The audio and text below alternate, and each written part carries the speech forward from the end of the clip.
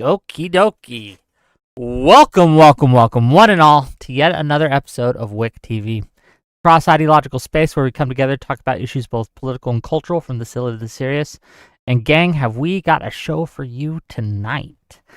Recently, there was an article released called The Lost Generation, which followed the lives of, or the testimonies, I should say, of liberal men, white men, who claimed that they were discriminated against and they lost out on job opportunities because people in the academic sector, in Hollywood, and other such circles discriminated against them and kept them from being able to participate and get lucrative jobs and careers in those fields simply because of the color of their skin.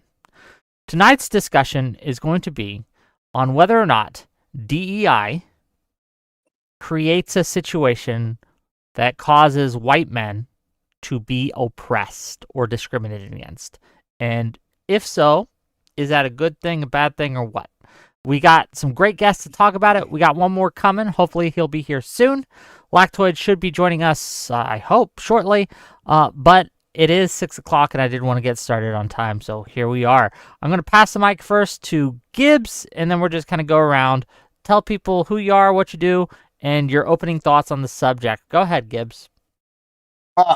So my name is Admiral Gibbs, if y'all don't know me, and most of y'all do. I am a conservative commentator from Texas. DEI is evil. It's for people that are weak.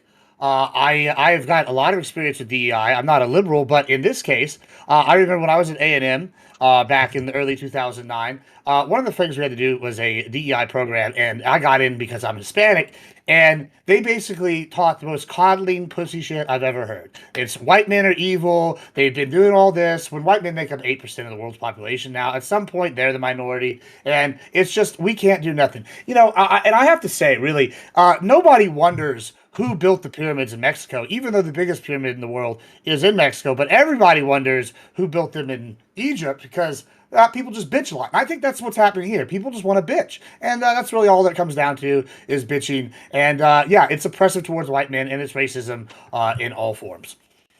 Okay, thank you for being here. We will get to it as we go. We have a new contender, right, in this debate. Lactoid's with us. Welcome. I'll let him get set up, and we're going to give the mic first to Kalinda. Kalinda, go ahead. Give us your thoughts. Okay. I don't think that DEI is inherently evil. I do think that it is important to try to do something to deal with the problems of like the majority of jobs in certain sectors going to like white dudes and racism occurring because and I'm sure that the two conservatives on the panel here will disagree with me, but I mean, systemic discrimination or systemic racism, whatever you want to call it, it is a thing that does exist. But the problem is that we went way too far with it, and there are certain really stupid things that we did with it. And I think that like academia has run way far to the left, and part of that is because conservatives kind of gave up on doing anything in academia, and the entertainment industry as well, which I don't think is a particularly good thing. I'm not surprised when I read that article. Most of the stuff that was covered in there were all very left wing industries, like the media, and then the academia especially was super left wing and stuff. But yeah, so like now basically we went too far, and now we're going to get the swing back. And I feel like the actual truth is that somewhere in the middle we should have something. Like I don't know if I would go as far as to say that it is oppressive to white men, but the left has certainly left white men behind, and as a result they have turned to people like Andrew Tate and Nick Fuentes and become like crazy MAGA people because that we have nothing to offer them except telling them that they should be ashamed, and I don't think that was good. Okay, thank you for being here. We'll get into it as we go. Lactoid, are you ready to give us your thoughts on this? Can Gibbs go first, or did Gibbs went first? We can still keep going though if you need time. Joe. Yeah, give me a little bit of time. Yeah, Thank you. Joe, go ahead, please. Yeah, thanks for having me. The article's correct in its identification. There is a subsection of what ended up being white millennials. And even in the article, it's very specific about the type of millennials they're talking about. They're talking about white millennials who are in credentialed positions or have some level of credentiality and then going into the entry level job market. So we're talking about internships, cohort groups, more traditional entry level positions. And the article does this really weird, I don't know if it's doing it on purpose or not, but doesn't necessarily critique anything above it. So when I think about the hiring practices that it's lamenting over, sure, it's very accurate to identify the response, right? There was a clear sort of response that these places, these entry level places, were predominantly white and predominantly male. And as the shift went to trying to make it a bit more, whatever word you want to use, diverse, inclusive, whatever the case may be, yeah, there's going to be a group of individuals that are going to see the short end of that stick. And that was white millennial men in this particular corner of the cohort. So we're not really talking about the type of individuals in situations like Gibbs. We're not really talking about really like working class white Americans. We're talking really specifically about millennial men who happen to be whites, who have college credentials going into the market, the job market. And yeah, the job market is this fickle thing, and they kind of just lost, where they kind of hedged their bets that, oh, the way that the job market treated other people like me in the past was going to work out in this particular case. And I don't really think that was a wise read. Now, these are more liberal arts adjacent industries, like it's talking about journalism, it's talking about higher ed, it's talking about a few other fields that we'll probably get into. And yeah, they saw a shift at the entry level position, the writers' rooms, the internships and stuff like that, away from white identified Americans into more just non-white or non-white people broadly. And I think the article does a good job identifying that, but it doesn't really do a good job at critiquing the actual people who have positions of power that have the actual status to determine how these things go about. Because as the article even mentions, those are predominantly white boomers and white Gen Xers. And those are the people who are going to be the sort of stakeholders in power in this regard. And I think it's important to critique those white folks because those white folks want to make sure that they stay in power at the expense of other white identified people. Okay, thank you for being here. We'll get into it as we go. Last but certainly not least, hopefully he's ready now. Lactoid, go ahead. Yeah, thank you so much, Wick. My hair is all wet. I wanted to take a shower to be all fresh and clean for all of you here today. We're talking about DEI, and I'm happy that, as Vance said, right, we don't have to apologize for being white anymore. I think that's a great kind of saying, but I'm a little bit skeptical because this shit's been around for a long time, and I don't know if it's just going away. I think this article does a pretty good job at laying out specific numbers because when it comes to DEI, I feel like a lot of proponents are very weaselly with the way that they define DEI and the way that and what they say DEI is to avoid the harshest criticisms of it. Right? It's only when you say, well, look at this specific stat, look at that specific stat. Does it actually seem to gain any traction? So I think that the article did a good job at pointing out, hey, here's the XYZ institution. Here's how many applicants there were. Here is how many were selected on the whether it be a tenure track or getting a different upper level position. What kind of people are getting hired by these organizations, and you see, I think, an overt racism against white men specifically, one that they will try to initially deny, but when you go through the whole rigmarole, they eventually get to the point where it's like, yeah, we're discriminating against them. It starts with affirmative action, is really, I think, the first major thrust of a DEI program. And that's been going on forever. I've got a bunch of stats on that. How, if you're a white guy applying to, and if you're an Asian guy, holy shit, But if you're a white guy applying to a upper level, higher level education, you have to do significantly better to get into the same spot as specific minorities, Black people, Native Americans, in a way that Asians don't. Or Asians have to do better, and white people have to do better.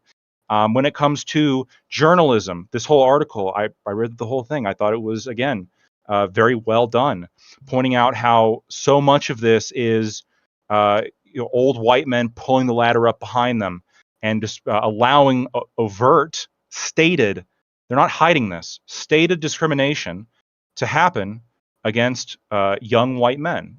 And yeah, there's a lot of old white men that are in positions of power. But when this is, I think, the critical crux of what I'm going to argue the whole time, which is that DEI treats people as collectives instead of treating people as individuals.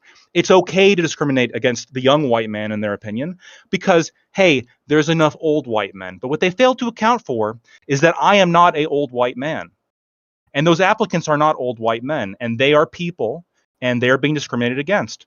And that would be okay, I suppose, if you were okay with discrimination. But none of these types are.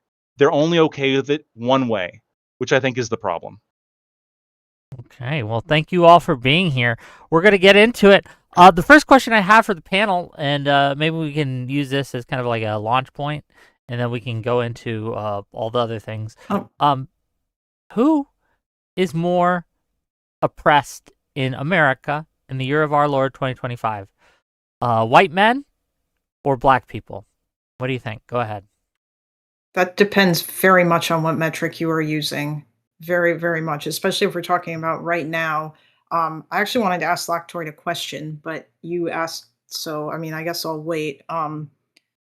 Yeah, I think it depends on what you're talking about, and it also depends in general. on what Let's you just mean by- we can just in general. If someone was going to actually have been oppressed in America in 2025, if you think a white man is more likely to be oppressed, raise your hand. Just okay. This question's super important. Can I clarify something before I answer? okay, clarify. Or are we assuming all else equal?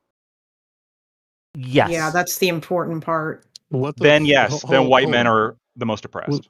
What are we talking about then? Like, we're just making up reality at this point, just to fit the question.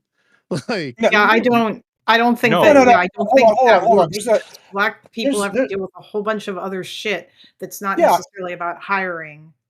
Well, hold on. There is so one of the first things when I started law school was we had to do, before we even got into law school, we had to do a pre-class thing, and it was about this book titled Evicted, and it was basically like to introduce us to property law and renters law, and basically it was from the perspectives of landlords. There was 2 landlords, and then there was about 10 different tenants, and every person that was in this novel that was basically an African American, except for the landlords, and they basically wanted to paint these landlords as evil, but the landlords were like, well, these people just don't pay. And I go and get whatever. And basically the whole time, it was an excuse of why, I don't know, this one lady decided she was going to spend her rent money on drugs and why it wasn't her fault that she couldn't pay the rent and how the landlord was evil for kicking her out and all these things. And then they did exactly what you just said. I'm sorry, I don't know your name, but they did exactly what you said, where they said, hey, it's because they have all these other ideas that are just being pushed on them, all these other problems that they deal with. It's not that they're equal. No. It's that they're equal. It's that then people choose to make bad mistakes. And this is just a product. DEI is just one little facet of this handout mentality that the left has gone in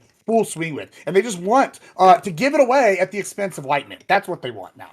Gibbs, do you think people are products of their environments, or does everyone just need to act better and automatically their lives will improve? I think people have to take some qualities from their environment, but that's not an excuse to be a scrub. I mean, I come from dirt poor, and I thought I could have done quite well. If you're maybe that bitch, great. maybe that's your fault. I'm sorry. Maybe But like not learn. everybody- The joke is picking up by the bootstraps, but there's a reason Yeah, why that's the expression. Yeah, Anybody I know, can but do that's that. bullshit. That's It's bullshit. not bullshit. No, Are you not telling me that anybody you can hold do on? that. I know a guy that was a legal immigrant that came here and is now a legal immigrant. And you know what? Guess what? All you He gotta is do is now throw working anecdotes 3 at jobs. me. 3 jobs. 3 jobs. And guess what? He's got a Porsche, he's got a brand new house, and he's now a citizen. You're telling me that, Yes, immigrants tend to it's work too really, hard for really all these hard in people. order to get where they are. Oh, so you're telling me a legal immigrant with no education can do it, but it's too hard for the person living in America with I'm not every saying benefit that handed it's to him. Hold on, let's give it to Joe. Let's give it to Joe for a Understand. second, please. Gibbs, I think you're kind of ignoring structural realities that people live under. Like, Yeah, sure, bitch assness. That's what I'm ignoring. Okay. So like, and Positis. Let Joe go, please. okay. Yeah, Joe, sorry. is I the was just entire identifying the diseases conversation he was gonna describing. be Yeah, go ahead. you denying Sure. people are products of their Is environment? there a structural difference from an American descendant of slaves and a black immigrant? Do they have the same Yeah, type of one of our structural yeah, challenges? yeah. Actually, you're right. Yeah, there is a difference. One of them has benefited from the American system, where they benefited from all these wonderful things being American. Another person has come from literally nothing and has had to work hard to get there. You're right. There is a difference. Do black immigrants come from nothing when they come to the United States? Is that Most your immigrants claim? that come to the United States come from almost nothing. When it's from So lower wait, socioeconomic classes. Yeah. is it nothing or almost nothing? I'm trying to understand where you're at. Listen, I'm not going to play this Destiny word game bullshit debate. Nothing or almost nothing. This is pussy Is bullshit. Destiny in the room 'Cause right you know now? what I'm I'm trying just to trying to. describe. I have Is no Destiny idea. in the room right now? I don't know. I mean, if you're I going to have act no like idea him, what you're I'm going to call saying. you out for act liking him with Help this word me. game bullshit. Help I mean, Gibbs. what does it fundamentally matter if they have $1 in the bank or no dollars? Oh, Because they guess they don't have nothing. They have $1. how Like do you you see how how do stupid you immigrants sound? get to the United States?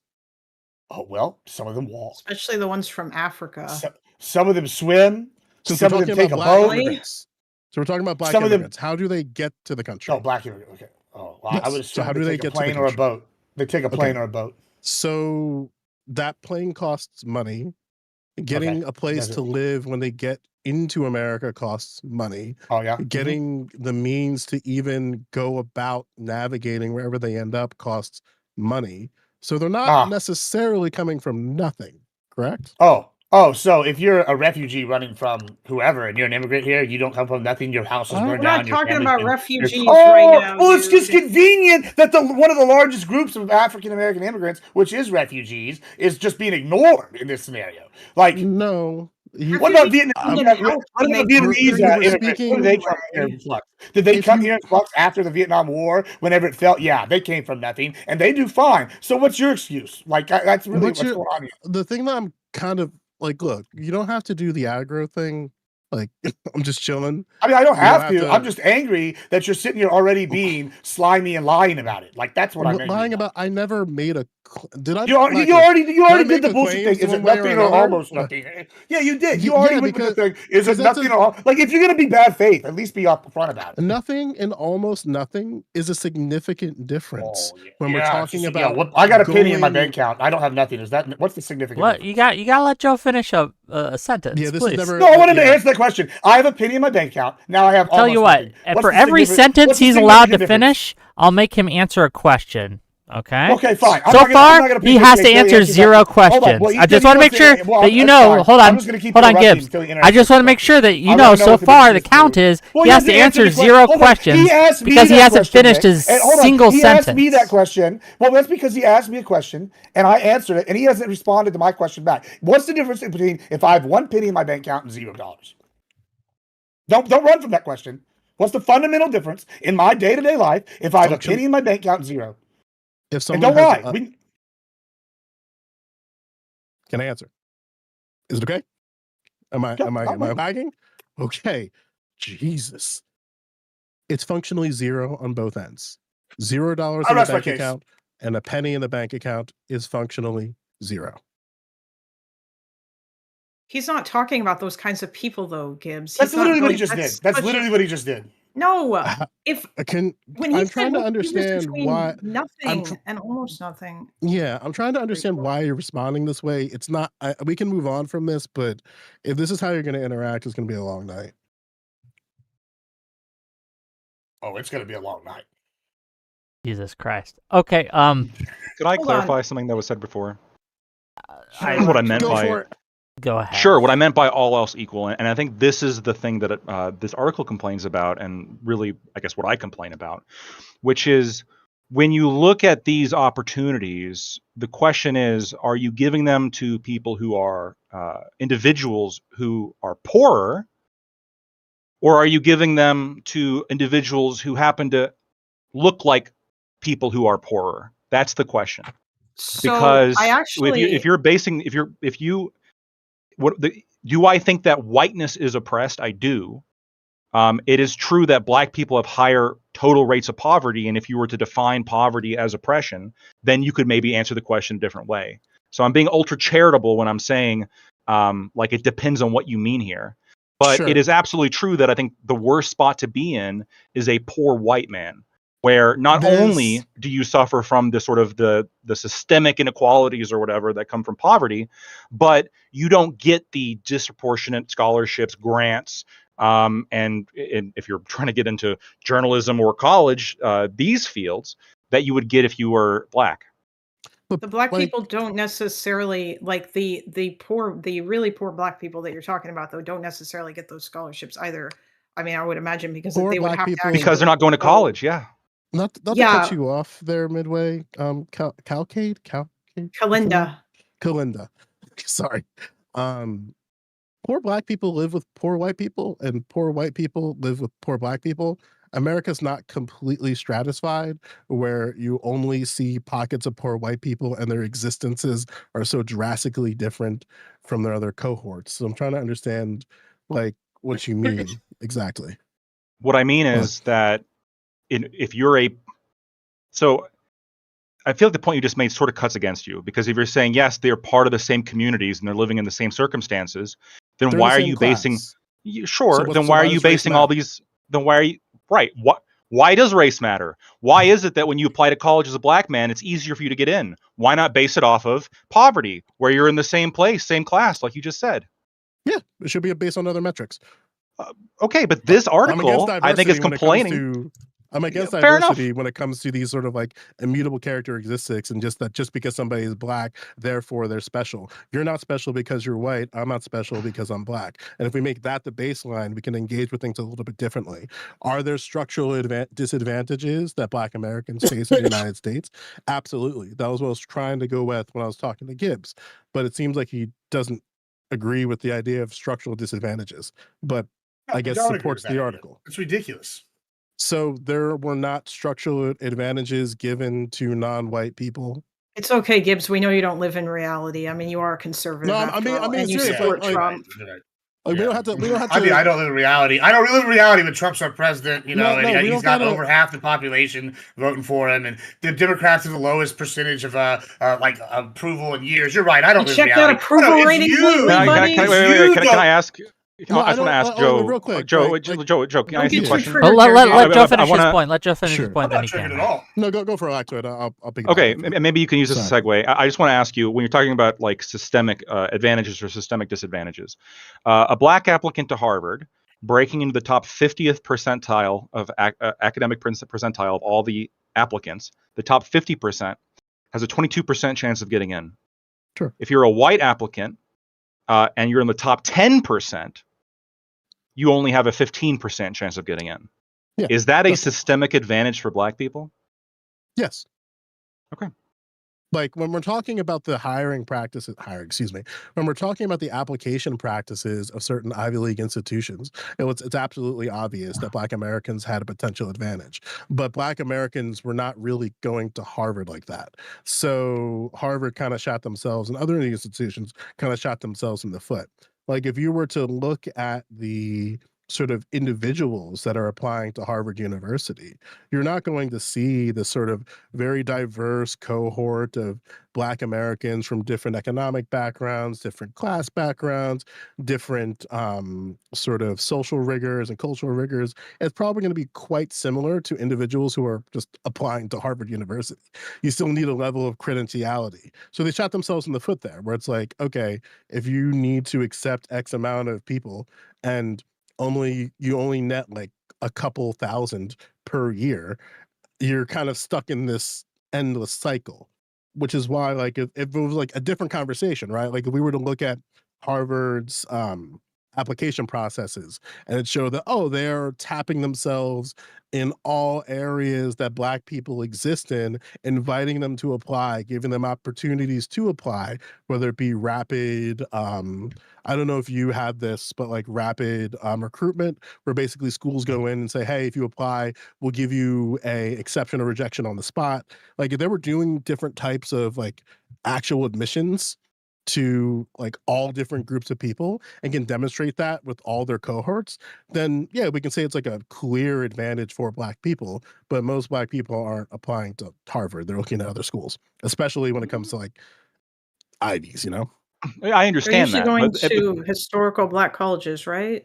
Right, but this is why I'm going. college. Well, this is why I'm going off Yeah. of percentages, right? Because if Sure. there was a smaller number of total black students at Harvard, which that's true, but it matched the applicant ratio, then that wouldn't actually demonstrate necessarily that they were being favored. But when you look at the percentages, that when you do apply, you have an easier chance of getting in. And this is what this article goes into. Not only does it talk about the percentages of like white people that get through to the final round of hiring, it talks about how many of them actually applied. And what do you see? Over half of the applicants come in from white men, and then that percentage continues to shrink and shrink and shrink until even for NPR, it was like, what was it, 13% of all the new hires were white or something along those lines?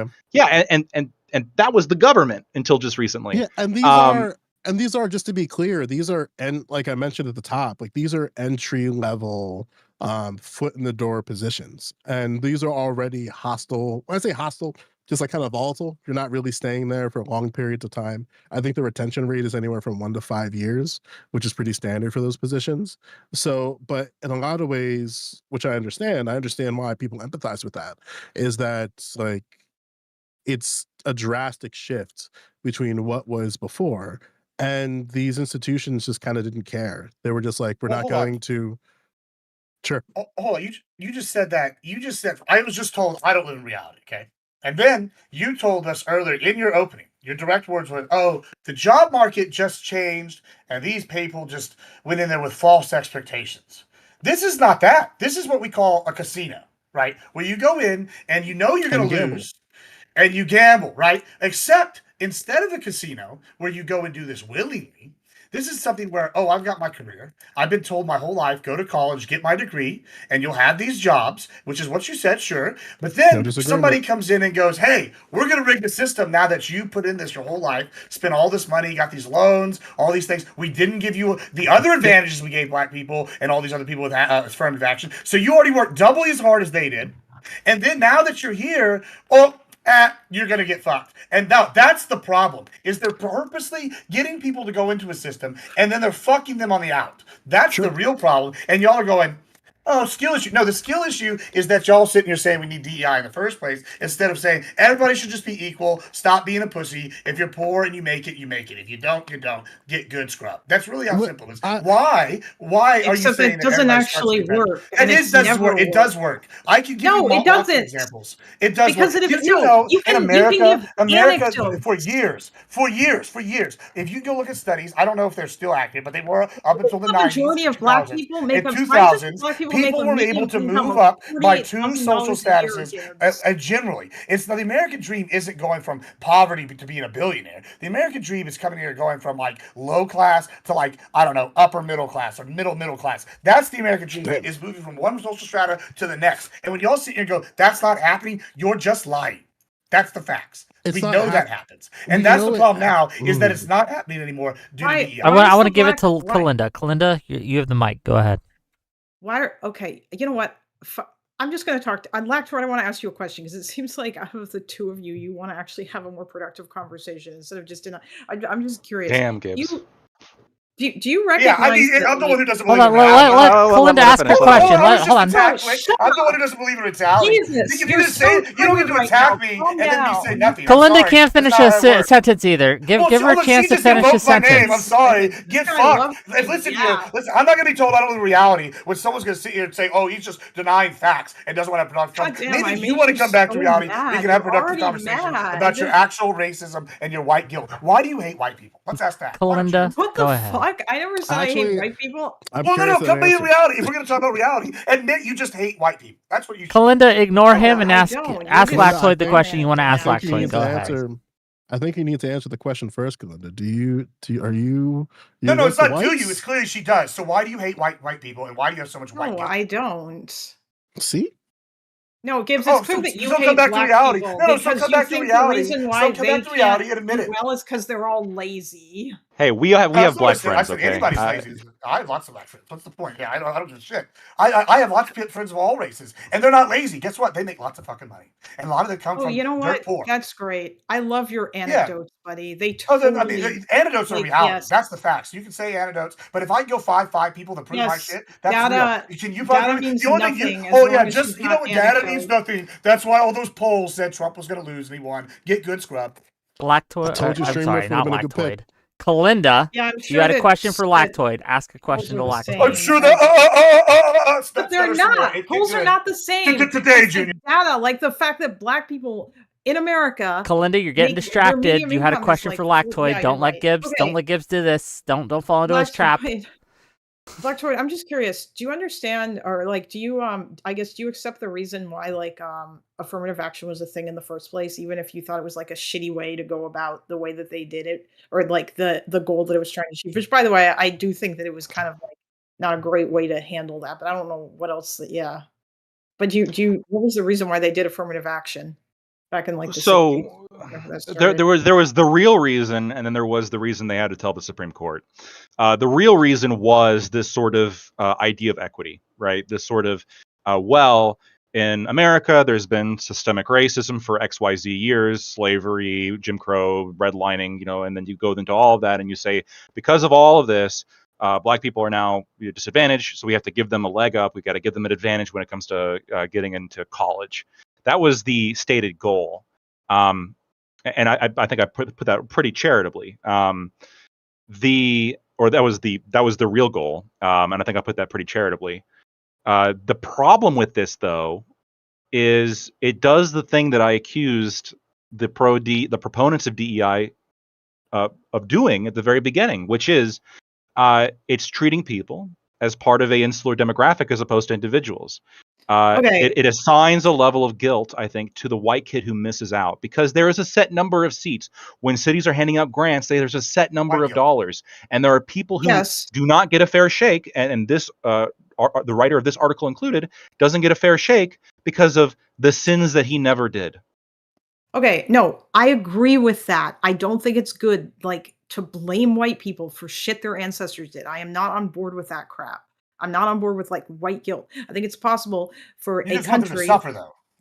Oh, fuck you, Gibbs. I Just only want keep you to talking. suffer. You gotta ignore Gibbs. Just You you. ignore Gibbs. That's the You stay should on atone target. for your Stay sins as focused. a Go member of ahead. the white race, apparently. Yes, apparently. Yeah. Um, Yeah. Fair. Jesus Christ. No, so I yeah, like, no, I agree. I think that we can acknowledge like that it's possible for America, just like any country, to teach about the bad stuff that they did in their history or that happened in history without like being all like, and you need to feel bad for this because it was white people that did it. I think that's fucking stupid. And there's no reason to do that. That's really dumb. Um, and I agree with you that I think what we should be aiming for rather than like equity or equality of outcome is equality of opportunity. And so I'm now going to ask, like, do you agree that in order to do that, it does mean that certain things have to change so that, like, for example, white or black people or other people who are stuck in like a cycle of poverty have more of a chance to break out? So, like, increase education, for example, in the black community, so that like black women are not having kids out of wedlock all the time and then not being able to go to school, or like all these other various problems that they face, or like the increased crime rate and the shitty education that they get in comparison to other people, or in comparison to people who live in richer neighborhoods, and all these other sorts of things that they have to deal with. I think the reason why we decided instead to do, oh, let's just go with equality of outcome and put in a bunch of quotas, because that was easier, and we would rather do the easier thing than actually try to solve the real problem, which is harder to do. Do you think that's a fair thing to say? I can. So if you're trying to aim at, if you have some kind of broader, I think there's a way to do what you're trying to accomplish. The problem is it's completely unrelated to DEI. What you would do is the real conversation, I think, should be between, there should be two competing sides on a topic, and that should be, should we base some help based on if you're poor, or should we be valuing meritocracy exclusively? And on one side, you can have the ultimate extremist saying, doesn't matter what background you came from, we don't give a shit. Can you do the job or not? And I think that argument has some merit. And then on the other side, you would have the argument of, here's this kid who came from nothing, And, yeah, maybe he's a few points behind, but he's pretty fucking good and he's pretty fucking smart. And he didn't have a private tutor. He didn't get the advantages of, having a nice house or whatever. Both of his parents left him or whatever. He had a lot of family drama and a fractured upbringing. Maybe that kid deserves, can fly if we give him a little bit of help. I think both of those arguments perhaps have some merit. But what DEI is unrelated to that, though, right? Because it's not actually about helping people in poverty. It's about looking at specific racial demographics and, in effect, usually taking the wealthiest of those racial demographics and giving them the opportunity, giving them the spots, right? Yeah, that's typically been the problem, and then white people have suffered for it. It's usually been the elite people among the diverse who are filling those diverse quotas rather than the other people. Usually, by the way, I would say that it's kind of like, it would be like a two-step thing. Like, at the end of the day, obviously what we should be aiming for is meritocracy. But I don't think that, like, right now, like, sure, you could say we have meritocracy, but I mean, it's only a selective meritocracy in the sense that it's not really open to everybody because we don't have equal opportunity at the moment, right? Like, do you agree that that's the case? Like that, it's not accessible to everybody unless like they are exceptional people. I think this is another problem I have. Ridiculous. I don't accept that, Lactoid. Well, hold on. I've said this to Aiko before. We were having this actually very discussion, and he agreed with me on this. And you can't disagree because then you would look bad. He and I agreed that you really can't have perfect equality of opportunity unless you have perfect equity, right? Because think about this. Oh, nothing's going to be perfect. Just to throw out there. Like, we're never going to have a society with no poverty. We're never going to have but all we can do is just keep trying to make things better. But nothing's ever going to be perfect. But don't let perfect be the enemy of good. I get that. But what I get concerned about sometimes is when people say it's all about, because all this argument, all the DEI arguments thus far have been, well, we're just trying to secure equality of opportunity. But the actual positions is what it usually comes down to is, well, what better test of equality of opportunity is there other than measuring the outcome? You did it earlier. You said, well, why is it that, when you look at the average black outcome or average black income, it's $48,000. How is that not looking at, that is looking at an outcome? In some respects, it's also looking at an opportunity because the children born in those families are going to be born in like a less wealthy household, sure. But then the only way to actually guarantee equality of opportunity would be to reach some kind of equity of outcome amongst all people, so all children are born into equal circumstances. Well, hold Sure. on. No, not necessarily. I want to piggyback off that real quick, if you don't mind. Hold on, can I answer him? All right, go ahead. Okay. I mean, yeah, I suppose you could do that, but I feel like the solution to the problem is going to be more complicated than just let's give money to people or whatever. I don't know if that's what you're saying or not, but it's obviously going to be that's usually the simple answer that everybody goes for. Welfare will solve these problems, but it doesn't seem to solve these problems. I'm not saying that we should get rid of it unless we're going to replace it with something else that could actually potentially solve these problems. Or I guess it's hard to figure out an answer to that because that equality of opportunity, I'm not saying necessarily equality of outcome, obviously, but the barrier shouldn't be so insanely high, because I know that to move from lower class to middle class, you know what I mean? Okay, Just real quick, please, just real quick. Hold on, just real quick. I know that Joe had a monkey wrench you want to throw in there, and I know you want to say something, Gibbs. So we're gonna give the mic to Joe, then we're gonna give the mic to Gibbs after that. Go ahead. I mean, I want to get back to the hiring portion and stuff like that because I think there's a lot more there. But to answer something that Lactoid was knocking at, you have to look at these things essentially racially conscious while being neutral to raciality. So a way that can look like in practice are baby bonds, as an example. Like a $1,000 stipend, you can call it into a trust fund every year for every child up until they are 18.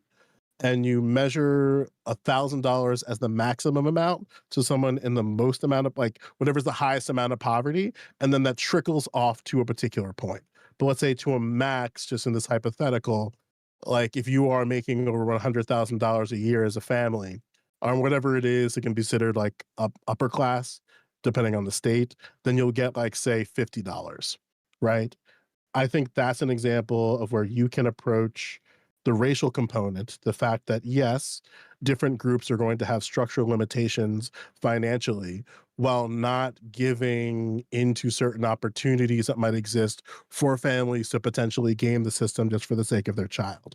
Like if you had a trust fund that said, like, to my point, let's say in the most extreme situation of, hey, this X family gets $1,000 in their child's baby bond account every year until they're 18, and then that money then ends up into account for their child in their name, there'll be $18,000, and that will be a significant advantage for a lot of people. Would a bunch of people get $18,000? Not necessarily. One year they might get the full 1,000. Some other years they might get anywhere from 500 to 600. It's going to vary based on the family's income. It's because we got to recognize that, hey, all these people, whether you like it or not, are coming from families, and children are not able to actualize themselves as participators in the market. So we're just throwing. I'd rather be in a situation where we give kids, and who eventually are going to be adults, and they're going to be adults longer than they are children, opportunities to have at least a financial starting point without solely relying on the parents for that. Parents can obviously supplement and put more money in these type of things that they would like, but at the very least recognizing that, hey, this is the baseline. That's an example of like a racially neutral but racially conscious policy that could help everybody. Yeah, so I mean, back to what Lactoid and I'm sorry, I forget your name again. I apologize. But Kalinda. what was your Kalinda? I'm so sorry. I apologize. That was not intentional. What this Kalinda here we're talking about is with the equality of opportunity, right? I think cost of living is something to look at, right? Let's just compare two states. Let's compare Texas and let's compare California. Texas's cost of living is $48K, just to $45K to $90K is whatever. So $45K, simple. Lactoid just stated the average African American income is about $48K. Well, Texas, you live pretty comfy. That means you have same opportunity as everybody. Hold on. Oh, it is true. It's absolutely true. And these are facts. We can Google these if you look them up. The living wage calculator. The average hold on. I'm not done. Different I'm from not state done. to state.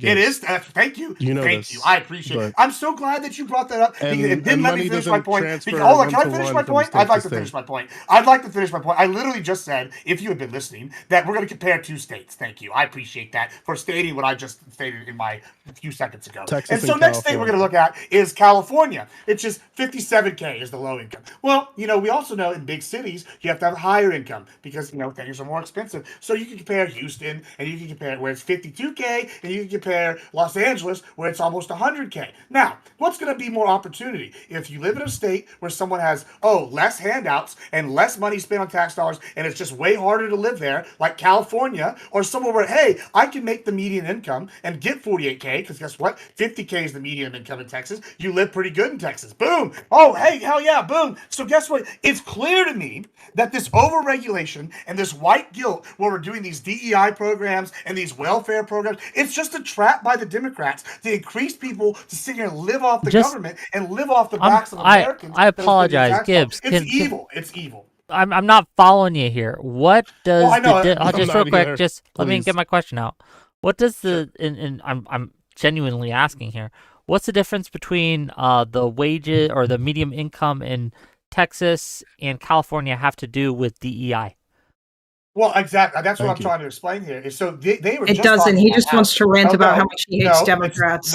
It's not that at all. You just stated talking about equal opportunity and equity and all these good things that we're trying to achieve. Well, what's going to be easier? We talked about average income of African Americans. If you're an African American in Texas, where they don't have as many DEI programs across the board, where they don't have as much welfare handouts, where they have lower taxes, where they have these policies that actually help African Americans, guess what? You can live good in a state where you make 48K and the average income is 48K, and then you need cost of living 45K, that means you have extra money to spend and blow, right? Guess what? Versus you live in California where the average income is lower and they have all these policies. They're big on DEI. They're big on welfare. They're big on affirmative action. These are things they push in this state, and we can see the real-time results. So We can just talk about living real Hold quick, on, let in me finish, Rick. California, Let me do you finish know a little bit. California it's illegal Hold on, let me to use race in applications? Well, supposedly that was it's changed in supposedly illegal in a lot of 2000. places. Like Yeah, they got rid of sure, it. it's illegal in a lot of places, but they embrace ethnic stuff all the time. We see this with illegal. how they give out. It's It is. illegal. Like they Not only, passed hold a on, law in hold on, 2000 but it's not years ago. illegal On for them paper, to. yeah. But they also give benefits to companies that do stuff like, I don't know, help immigrants get driver's license for illegal. So yeah, pretty interesting how that works. Here's my point though: is we can compare two states, one that implements all these policies like welfare, like affirmative action, where they say they don't do DEI, but then turn around and do policies that are DEI-like, right? Versus a state that doesn't. And we talk about reality. It's clear one state is providing for the minorities better, and it's Texas. It's not California. That's why people are fleeing. That's why it's a hellhole. And it's just crazy that y'all want to sit here and talk about reality and then just go, oh, he's changing the topic, when these are all issues that are related. You don't like when I bring up these other things because it debunks your argument about, oh, structures. Well, these are the structures y'all have in place, and one's working, one's not.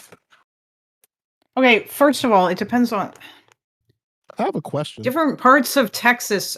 For Black people make different like amounts of money from what I'm looking at here, like the overall general breakdown. But Yeah, wait, different parts of just- every state make different amount of money. I Just thought a I second. thought they all Hold made on. 48,000. Yeah, wow. So if in the rural part of Texas you make less Okay, money, I know. than I'm gonna throw a literally flag said on that. this play. And I I'm don't. just gonna repeat what I said I the whole do time. not Just a hear- second. Let me ask you.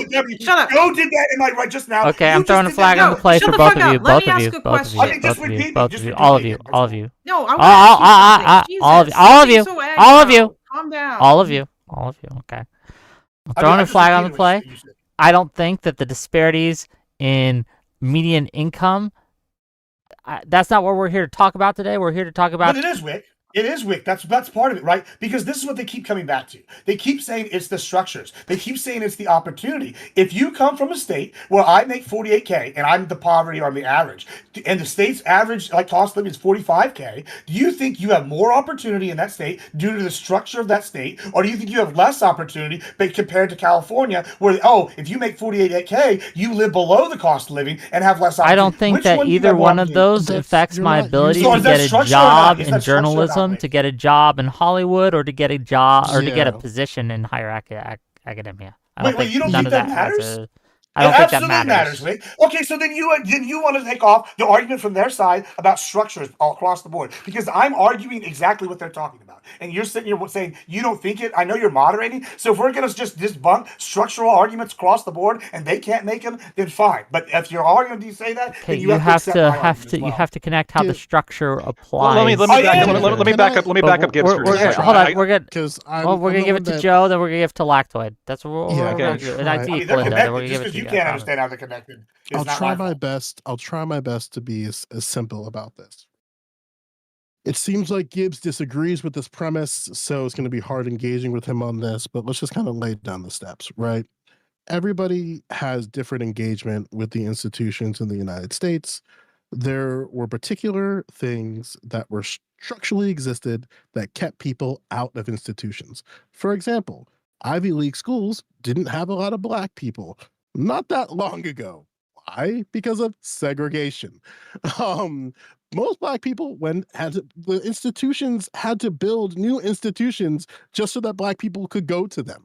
That's why we have historically Black colleges.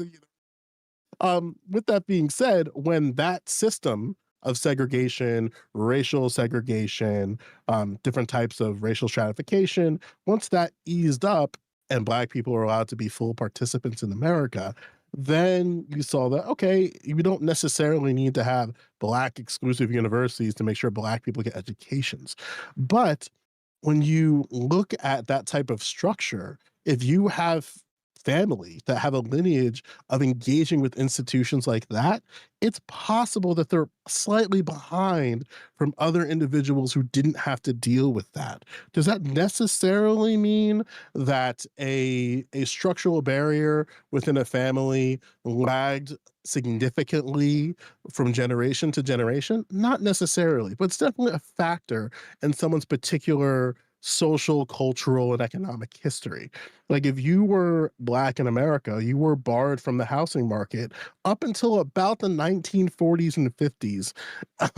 And some would argue it still has never stopped. When it comes to banks, those exclusatory practices existed. Do they exist now in 2025?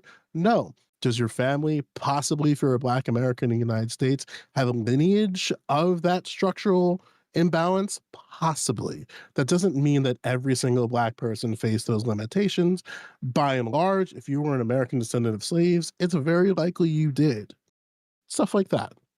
And it's not exclusive to Black people. This happened to women. This happened to Mexican Can I ask you a Americans, question though, Joe, on that? etc. Yeah. Can you connect that to whether or not there are barriers today to getting a job in Yeah. a certain industry? Like, so, Sure. oh yeah, go ahead. Let's talk Can you coaches. do that, please? Let's talk coaches. In the NFL, if you were to talk about, hey, what's a Black job in the National Football League? And if you said cornerback, Head coach. you would Super be bad. Super Bowl No. champion. Head coach. Yeah. Mike Tomlin. Boom. Into that. Do you know how many starting white cornerbacks there are in the National Football League right now? So this is so dumb. That's just like when people say, "Oh, the quarterback position is a white quarterback," and now every quarterback's a mixed guy. Like this is ridiculous. It's so stupid. Like, yeah, like I do want to talk. I mean, do you really want to argue football about this and argue position by race? Whoa, I guess all white position is all offensive linemen. Like, Well, let's. this is I no, want to and hear. then you look at Larry Allen. He's one of the greatest of Let's all hear- time. He's black. Like, what are you talking about? Like, I want to hear Joe's It's so before we defeat it. Okay, with our correctness, I want to hear Joe's position on the NFL. Yeah. You have particular positions that you could say almost definitively that they are Black jobs. Cornerbacks, wide receivers, by and large, tackles to a certain extent, but not too much over the past 10 some odd years. It's kind of been a little bit more diversified. But in particular, running backs, wide receivers, and corners, those are Black jobs. You're very not often going to see white individuals in those positions. Does that mean that white people hold are on. barred? Why is there? Why? Let's start with. Let's just go one by one through these because this is just fact false. Sure. The reason why. Okay, you talk about running backs. That's one that everybody probably agrees. It's African American running backs. That's great, right? Is it because of their innate African American ability, right? Or is it because the NFL system has switched to a different system that moves away from using things like a fullback formation, where you're saying, oh, it's these schools, they have these things, they're traditionally white people only have fullbacks? Or is it because over time the NFL has streamlined things and just anybody can get in any position? And they just go by the most athletic, and thanks to the evil white man who did eugenics back in the day with slavery, African Americans are somewhat athletic, and maybe they're benefiting from that athleticism and benefiting financially. Would you say that's what's happening? Is that what's happening, Joe? Which one? I think is it just, anybody. or is it just because they can only play those positions because they're dumb? Like, what is that? What you're arguing? Well, let him answer your question, please. Go ahead. Which one is it? Because I was going to give them the. Yeah, hold on. You've asked him like 3 times, but you keep talking after you ask him the question. Let him answer the question. Go ahead. Well, I'm not done asking you the question, Whit. Everybody interrupts me, but when I interrupt, there's a problem. You interrupt more than anyone else on the panel. Well, that's because I get interrupted, so I do back. It's called preemptive interrupting. Go ahead, Joe. And then we'll give it to Lactoid. Go ahead.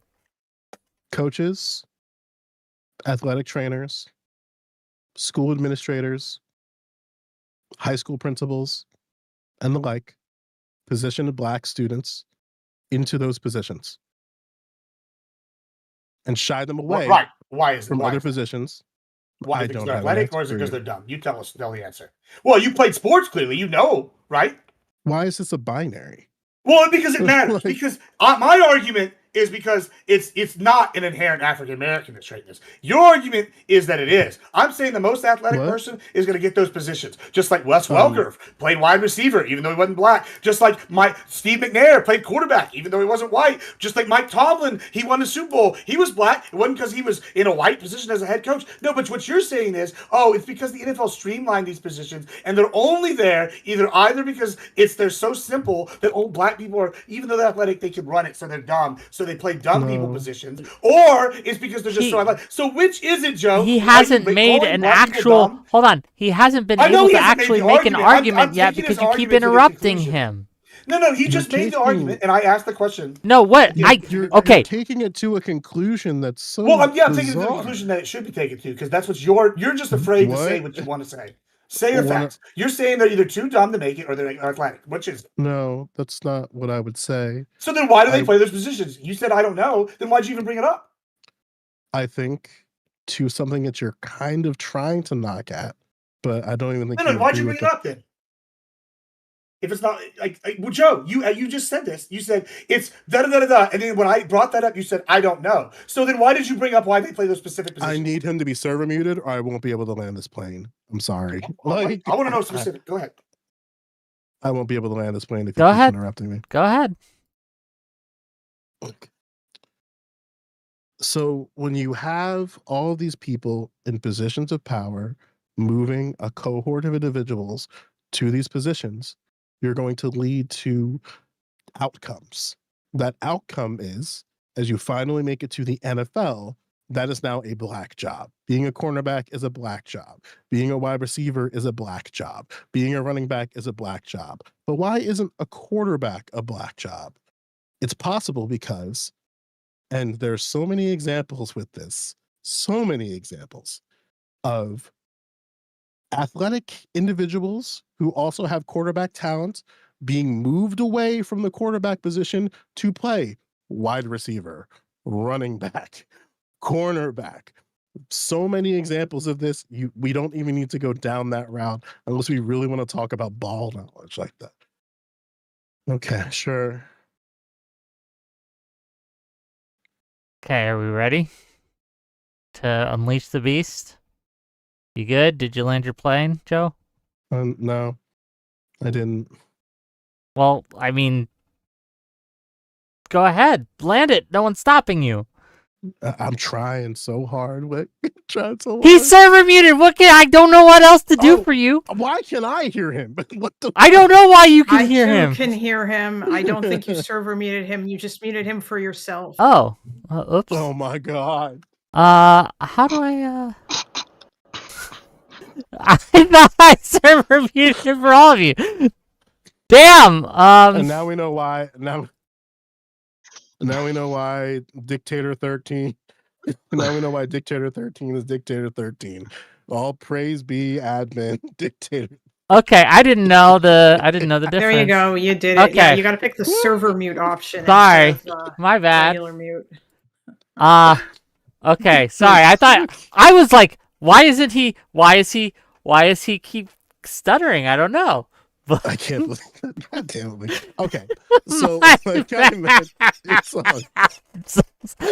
okay, well, first of all, I'm so sorry. That's on me. Look, that one's on me. Right. Go on.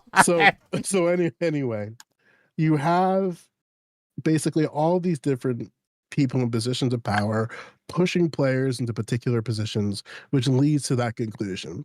Are there going to be different skill players that end up being wide receivers, cornerbacks, running backs? Absolutely. But predominantly, you see this consistently where athletic players in quarterback positions get pulled away from the quarterback position because ideas of like, oh, you have a better opportunity to start, you have a better opportunity of making a roster, yada, yada, yada. When in reality, I think it's probably closer. If somebody wants to play a particular position and they have the talent to play the position, that's like a coaching thing. It's your job as a coach to cultivate that talent, and if they don't make it into that position, then let the chips fall as they may. Now, the reason why I bring this up is that you can have structures that are passive, much like the structures that Lactoid was talking about that he's against, which I agree with, is that you don't have to say definitively that like, oh, white people should not apply to these positions, you have to do it in a way that's kind of socially and culturally accepted, that if you enter into this, then maybe you should not, you should go somewhere else. And that happened definitively with black players when it came to skill positions like wide receiver, like quarterback, like running back. So the way that you fix that, and the NFL's, for better or worse, trying, is that they're discouraging that practice, discouraging the practice at the social level and cultural level of, we are going to cultivate a culture that doesn't pull people away from positions that they want to. Obviously, skill sets matter. So if you are somebody who is under 6 foot and want to play quarterback, you're obviously going to have a difficult time compared to somebody else.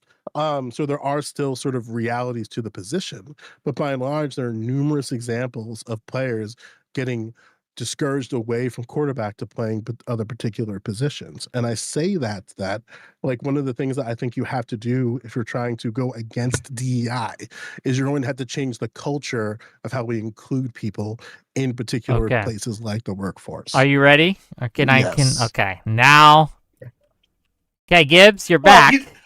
Well, I'm glad. First, I want to talk about server mute. Joe needed me to server mute, one, because he's a pussy. I've never once asked for anybody to be server muted on the debate panel before. I'm a man, not a bitch. Joe's a bitch. Secondly, I want to say the reason why Joe wanted me to be server muted is so that he could lie. That's what he wanted to do. He wanted to lie uninterrupted and me not challenge him on his facts. Guess what? Right now, currently in the NFL, 16 of the starting quarterbacks are African American. And guess what? There are more mixed descent quarterbacks also being played. So he's just lying. The reason why Joe is sitting here doing this, and he's still never answered this question in all of that 10-minute fucking rant that I had to be quiet for, because, oh, he's a pussy. He never once answered why this change happened in the first place, and why these people in this group specifically were pushed into these roles, these specific places. He just said it's some grand conspiracy. Oh, all the cornerbacks are black. Oh, all the running backs are black. It's got to be a conspiracy by the white man to push them into these roles because, oh, the white man don't think they're too smart. They don't think they're good enough to play quarterback. That's what he's saying. And whether he wants to admit he's saying that is literally what he said. And then he tried to caveat at the end. He goes, oh,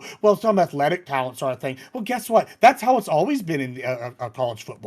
You notice Alabama is a dynasty. You know why they're a dynasty in college football? Because they have all sorts of players from all over the United States. They pick the most athletic, and they bring them on their team. A&M now, that the NIL is going, guess what they do? They pay the best players to go to A&M. Johnny Manziel was a great quarterback. You know why? Because he was flashy. He was good. He put people in the seats, and he guess what? It wasn't because he was white. He was controversial. Guess what? Steve McNair, Reggie McNeil for A&M. He was black. Every Aggie in the world loved Reggie McNeil. Didn't matter whether he was white, black, purple, orange. It's because he was athletic. Vince Young might have heard of him. National champion. NFL kind of fizzled out. Then what? Steve McNair, Aaron McNair, Donovan McNabb. I can just go down this list. Joe is just lying. That's what's happening. He's lying because he can't make an actual point and has to sit here and serve me. We can go down the list. Oh, why do they play wide receiver? Well, that's not true. Some of the greatest wide receivers of all time are black. Some of the greatest wide receivers of all time are also white. It doesn't matter. They put the most athletic person or the person best suited to the system. The NFL is almost the perfect example, and especially the NCAA, of what happens when you let capitalism run amok. These teams go for the best available person, and they pick meritocracy. What these people want, they want evil. They want racism, and they want to put it in structurally. This is why they still can't debunk my argument from earlier about standards of living, because they sit here and talk about all these structures, and then we come back to the same opportunities, which come from income, come from equal opportunity in a state, and then they go, no, that doesn't count when we talk about structures. It only counts about what happened 150, 200 years ago with great-grandma Sally being a slave, not what it happens when you come here from a refugee country like the Vietnamese after the Vietnam War. It's just pussitis. And I'm done now. Thank you. Thank you for lying, Joe. I'm glad that you proved you can only make a point when you lie and have to have your server muted in order to do so. Is the only... Hold on, can I... I said... No, I'm just gonna... Well, let Joe respond. Do you even watch the NFL? Do you even watch the NFL, Joe? I said explicitly that there are a myriad of reasons that... What was the reason why they went there in the first place? You going to answer that question yet? You still don't even run. If you're going to respond to me, answer my first question. We've been waiting 30 minutes for it. Why did they push them into those? Well, the question is, why did they play those positions? Hold on, why did they play those positions originally? Was there a grand conspiracy because they think all black people were just too dumb to play all these other positions, or is it because they were athletic and skilled in those positions? Why did they go there? I don't know. Answer it, Joe, because it matters to your whole structure argument for the NFL. Why did they go there originally? Can I ask a question? Sure. Can I go ask a for it. question about the NFL? Of course, he's going to Yeah. run. He's running because he knows I'm right. Do we have data on how many people apply, or like the races of the various Yes. people who apply to certain positions that typically go Yes. to black people or white people?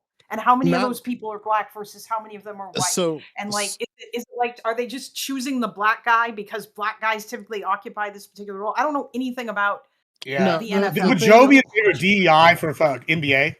Well, I want to know the answer to What the- Kalinda's Yeah, question Joe, first. DEI for NBA? Hold on, I want to know Oh the my answer to goodness. Kalinda's question first. Do we have the data on how the percentage of black people who try out versus white people who try out, and who gets accepted? So players get drafted into the NFL through essentially a draft lottery. Yeah. So there They isn't also have really. walk-ons. They have walk-ons as well. And a practice team. You're wrong again.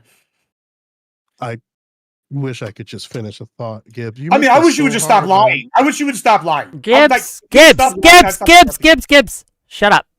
Let Joe answer my question. Hold on.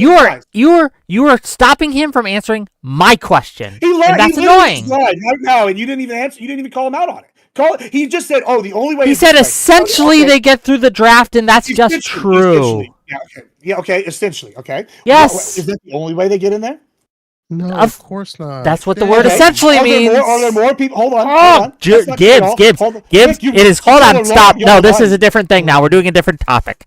Gibbs, Yeah, no, why no, are you no, making no. this entirely hard for Because me to you- actually have a because you don't discussion want- on my channel? He doesn't Why? want to Because have a Wick, conversation. even though I do want to have He a discussion, just I want to have a wants good us faith and discussion. strawman But us. what is happening is every time I sit here, I say, nope, that's a lie. You'll say, it's wrong. Okay, fine. And then I point out, guess what? Did you know, once again, he's going to say drafted, maybe for most of the starters. That could be the argument if you wanted to say that. He never said that. Oh, guess what? I don't know what I would they're say going is- to hold on, say. I'm so hold sorry, on, Lactoid. Gibbs, I don't know what they're going to say because you don't let them finish saying it. Because they're lying once again, because essentially most of them don't come from that. Most of the players in the NFL, other than the starters, I come don't from know what they're going to You know that? say because you Oh, don't let okay. them finish Were you gonna say saying that, it. Joe? You have Were to you gonna let say them that? finish their point, Didn't say- and then didn't say that, I no, will because allow essentially- you to respond to their point, and you can inform me why their point was incorrect or why it was false or why they were No, lying. you're supposed to be the moderator. If you're going to fact check him, like, you got to at least know your sport. He's lying. He either doesn't watch the NFL Okay, or he's lying. I Essentially- understand. Hold on, wait. Essentially, this is why this is the lie. Essentially, most players in the NFL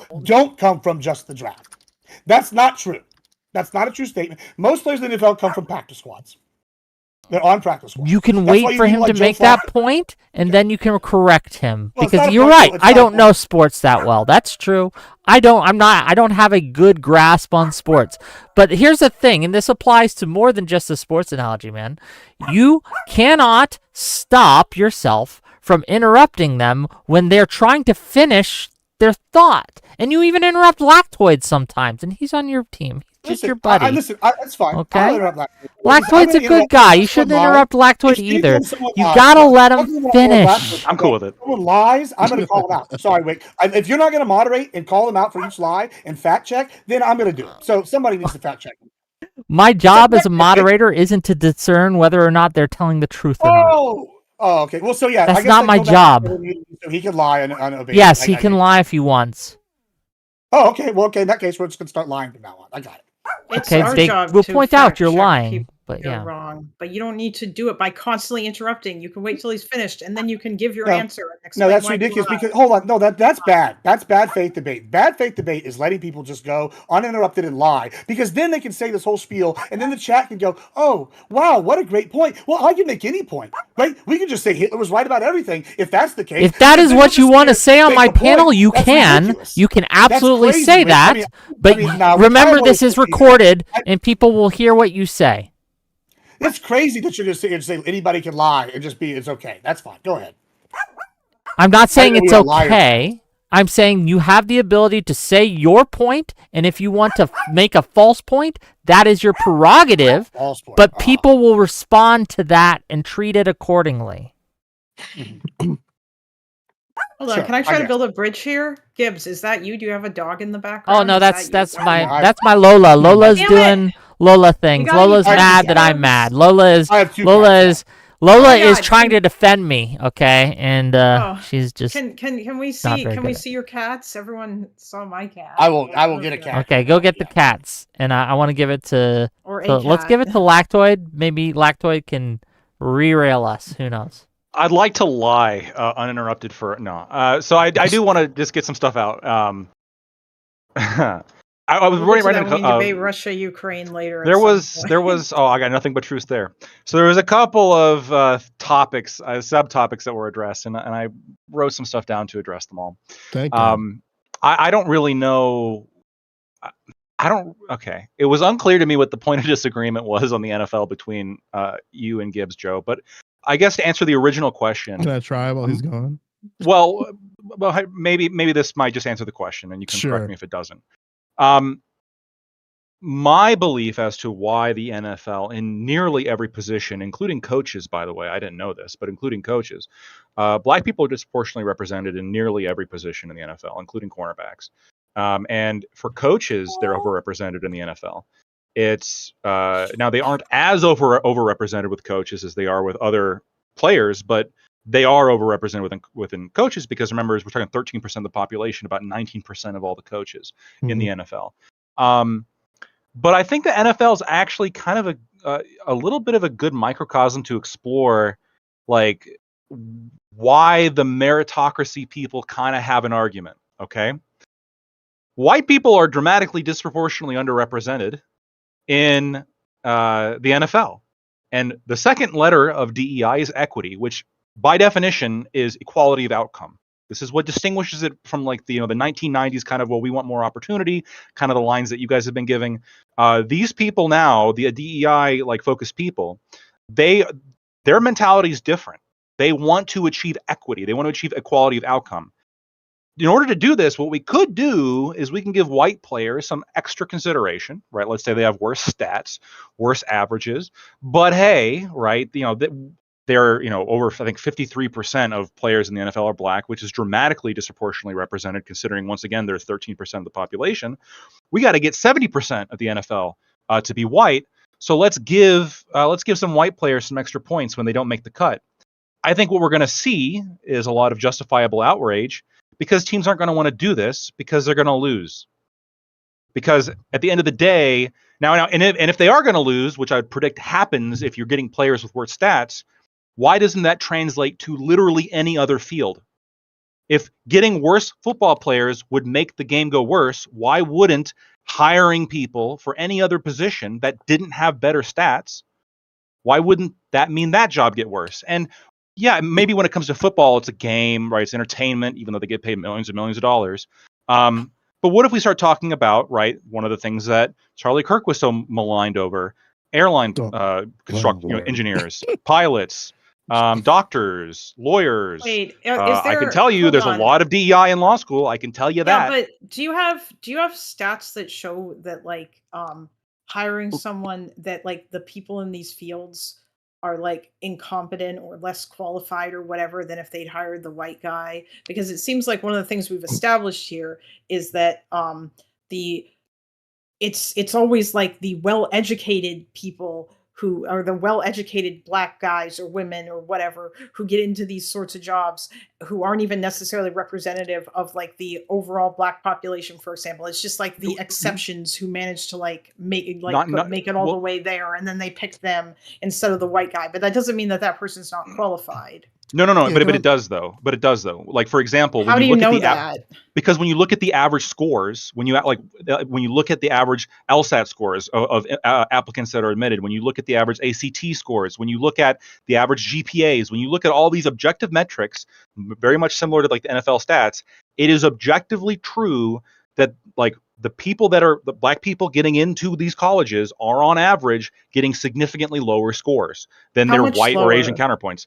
Significantly. I can look at the exact number for you. It is significantly lower and almost across the board when it comes to all these scores. Now, the problem is there's a weird effect where it's so like in terms of income and like poverty and stuff, it doesn't seem to explain all of these. It explains some of it, but it doesn't explain like all of these gaps. So like when you even when you control for socioeconomic status, you still have lower income mobility of the children of wealthy black families. When you control for socioeconomic status, you still have a higher crime rate amongst black people. When you control for that, but that doesn't necessarily. So maybe you're letting like wealthier black people in, but their scores are still objectively lower. And why would that not lead to a less qualified class? And if we don't care about that, like I said at the very beginning, this should be a fight between the merit people and they're poor, they need help people. But race doesn't come into anywhere between these two sides. It's the third side that's coming down from the top.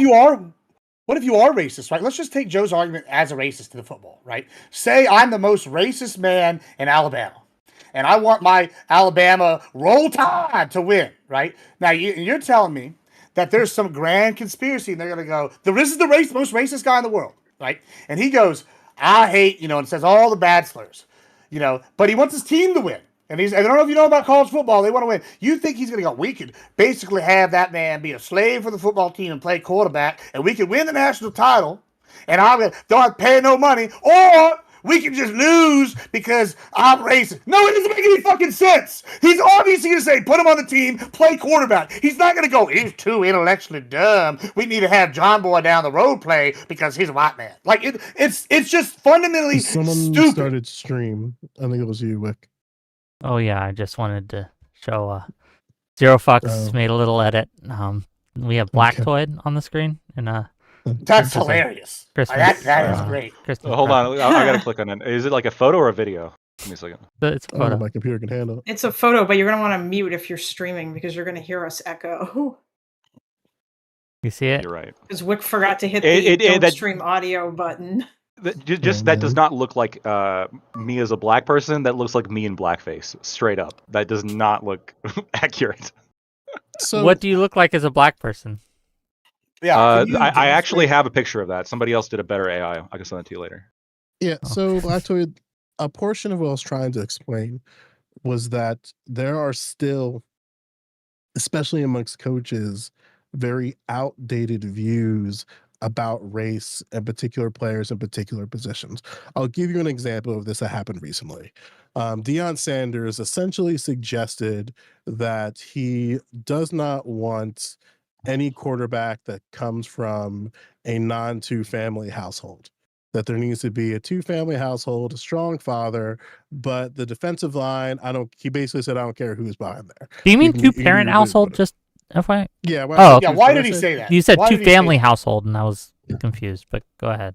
I don't know. I know what he meant. Because I know why he said that. He didn't elaborate. He did not elaborate. No. You know why he said that? Because why did he say that? No. I'm gonna elaborate because clearly you just bring up talking points about football and stats and don't know what the fuck you're talking about. It's just amazing. So let's talk about Deion Sanders. Coach Prime. I'm gonna talk about Coach Prime for a second. Coach Prime does go into this. He's actually talked about this multiple times in multiple interviews. He wants people at the D line who are aggressive. He wants people that are going to get after it. And he believes that if you come from a single-parent household, you're more likely to have to take what you want because you had to fight to put food on your table. Now, he wants people in the other positions, specifically for the quarterback, for a two-parent household, because they're more, probably in his mind, are going to be more studious, right? He has said this, and they're going to sit here and be more of a planner, not necessarily intelligent, not necessarily better at school, but someone who's going to sit here and be a little bit slower to act. So if you think that that's inherently racist, that you think people having to fight for shit just because they're single parent, well, I guess you're calling one of the most decorated African Americans in sports racist against his own kind. That's crazy. I mean, are you calling him a race traitor? Is that what you're calling him? You're calling Coach Prime a race traitor? I'll go to the next you're calling him a coon. Okay, whoa, let's what do you want me to say? What do you want me to say about Deion Sanders having outdated views? That's crazy. You don't think that you come from a single parent house, you get to fight for shit? Okay, both of you, please. What we're gonna do? I don't know why we need. I can't be charged if he's charged. You can be charged. I'm just saying. I don't look. At the end of the day, I would like us to get off the sports because I just don't know enough about sports to have. I love you as well. I have a second paragraph written down. I actually have 4. I would like to get off the sports as well because I can. But let Joe finish his point, and then we're gonna go to Lactoid. Go ahead. Okay. The point that I was trying to make was that yes, there are coaches and people in high positions who have outdated views, like Deion Sanders, about individuals. The idea that somebody with two parents is inherently so different that they're more studious and more go-getcha than somebody with a single parent is a ridiculous claim to say in public. Like, you could say that's definitely racialized, sure. That's not what he. That's like that is not okay. I'd like once again. That's not what he's saying. He's saying that you have a certain structure, right? The y'all ones talking about structures. He's saying they're going to act a certain way. Still they're going to have ridiculous different claim. reactions. Oh, are you saying that people that come from a family household are going to have a different reaction to threats on a football field than say somebody that's like a one parent household who's come from a poorer background is going to have to be more aggressive? Like, you're saying that's not a mentality. Y'all are the ones who just asked me literally earlier in the debate. You and her both said, "Hey, Gibbs, do you agree that like your culture, not your culture, your situational Wait, now your situation, environment matters? yeah, exactly. So now your environment Oh, I matters or it see. doesn't. That's very That's what I'm selective saying. of you. I mean, you're the ones who just asked me that. So now I'm saying Your you don't believe environment that. Like, only it doesn't matter. so either when it does you or about, doesn't. like getting out of poverty.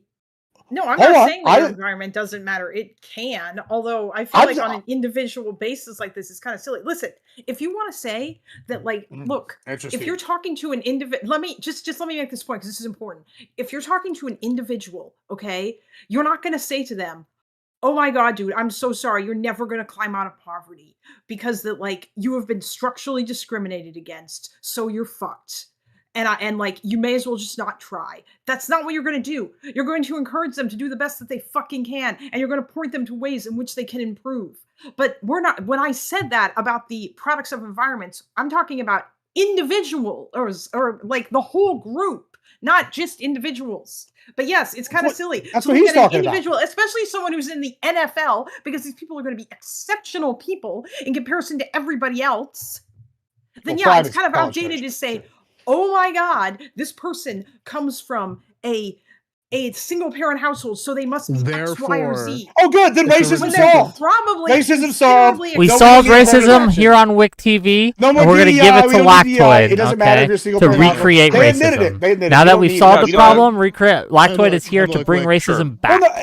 So we established we need DEI in the NFL. We need more white players. We got to get the worst white players on the field. We got to get that percentage right to where we want. I'm ready to take up the charge. Exactly I will be the equal. quarterback of Hey, the Philadelphia Eagles from now on. Perhaps you should be. There's not enough podcasters. I would be the first. It would be a groundbreaking. This seems in fact, I'm not aware of any Australian Aboriginals that are currently on the NFL. They're dramatically just underrepresented. No, I'm being silly, but go ahead, Lactoid. I want to hear your other points. So please. I wanted to going back a little bit. Gibbs made a point, and I love you, Gibbs. It's a little bit disjointed, but you made a point about Texas versus California when it comes to we look at the overall economic system of these two states compared to each other. And I think what the point here is that people who appeal, the proponents of DEI, in order to justify their overt discriminatory policies, again, because they are seeking equity, an equal outcome amongst these kind of invented demographics. What they'll point to is structural inequality or structural racism or structural oppression, et cetera. And they'll use that term, institutional, structural. And what it usually boils down to, though, is just some kind of nebulous of, well, that happened and that happened, therefore, I can't show that it actually affected you in any meaningful way, or that it's responsible for your situation in any meaningful way. But generally speaking, it probably is. Or generally speaking, your specific situation can be explained by these specific events that happened in the past. What Gibbs was making the point is, if you're going to make that argument, the argument can be made right back at you for any solutions that you would propose.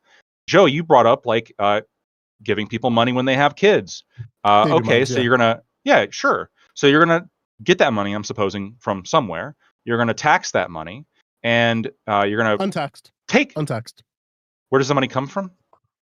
You can, depending on the state, it would cost New Jersey, I think, to do that program now, retroactively 5 years, anywhere from $1 to $2 billion, which can be allocated through a few different ways. The way that a lot of people in the circles that I'm in argue is through an incremental tax increase to people making a certain amount of income. You can also do it Right, but the point is there's one way of many that I've heard.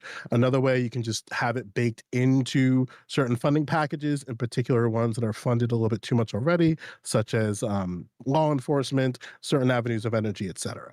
But the one that I've heard that's got the most traction is through some type of stimulus, some Wait, that's type tax of too.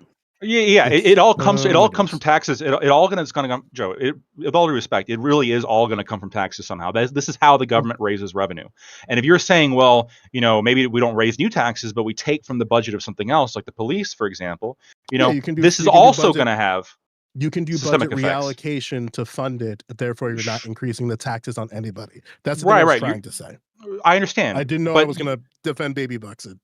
Well, you brought it up, which is why I'm using this as an example. I'm going to address other examples in a second. But if whether that's a new tax that you raise or whether you take that out of the existing budget, the things that you're taking from, first up, you're removing money from those projects or services can also have systemic effects that can be difficult to measure on any given thing. But there's been attempts that are tried, and it is true that when you cut police funding, there does seem to be a correlation in crime associated with that. And so you can look at that and say, well, what about the systemic effects there? Does that mean that we're responsible for that many killings? What obligation does this give rise to? And there's nothing you can propose that isn't going to have some kind of systemic effects. You're going to have and what the proposal, real quick, and what the proposal is when it comes to these DEI programs is very specifically to address the sort of nebulous systemic problems with solutions that create nebulous systemic problems. And it doesn't even, I guess, hit at the underlying point of what obligation do we even have to solve somebody else's systemic problems? What obligation do I have that I can be disadvantaged or that I can have my work taken from me to solve somebody else's systemic problems that I didn't do to them? I mean, Sure. I'm not. I wouldn't think that. Never mind. I'll let you go, Joe. So I tried a few things, right? Like when it comes to something like baby mods, you would still need to stress test it with cohort groups. That's still something that has to exist. You have to actually do the thing in isolated examples, doing a bunch of different types of research within these groups, etc. Which is why a lot of times these studies don't come out for years. Like there was just a a UBI, Universal Basic Income cohort in some country in Africa, whose name I don't remember, which just finished. There's been a few. Yeah, and these are just wrapping up, and they started like 10 to 20 years ago. Like you have to do longitudinal studies that's going to last like decades so that you have the data to say, hey, is this scalable? How can we do this thing in mass? These aren't particular policies that are going to just be like a snap of your fingers and there it goes, right? So that's the first thing. The second thing is tied into that, I absolutely agree that one of the questions that you have to kind of ask is what are you trying to solve with whatever situation that you're dealing with? I do not think the solution is to just think that, oh, just because they are Black, they're qualified for the role, or just because they're white that they are qualified for the role. That's nonsense. But there are certain realities. For example, I'll just ask this very directly to you, right? I'm going to go to the NFL again, but it's a very quick, to the NFL, and then we're back, right? Out of the 32 teams entering into this current calendar year, there were only 6 head coaches that were Black. Is that a problem? No, because that's more than their population as a percentage of the U.S. Black people are not half the population of America. So what's their assistant coach populate? Like, hold on, how many assistant coaches are there? No, we won't. We can just go off head coaches. This I think exemplifies my point. I'm asking you if if it was a problem or not. You said no. I agree. Can we move on?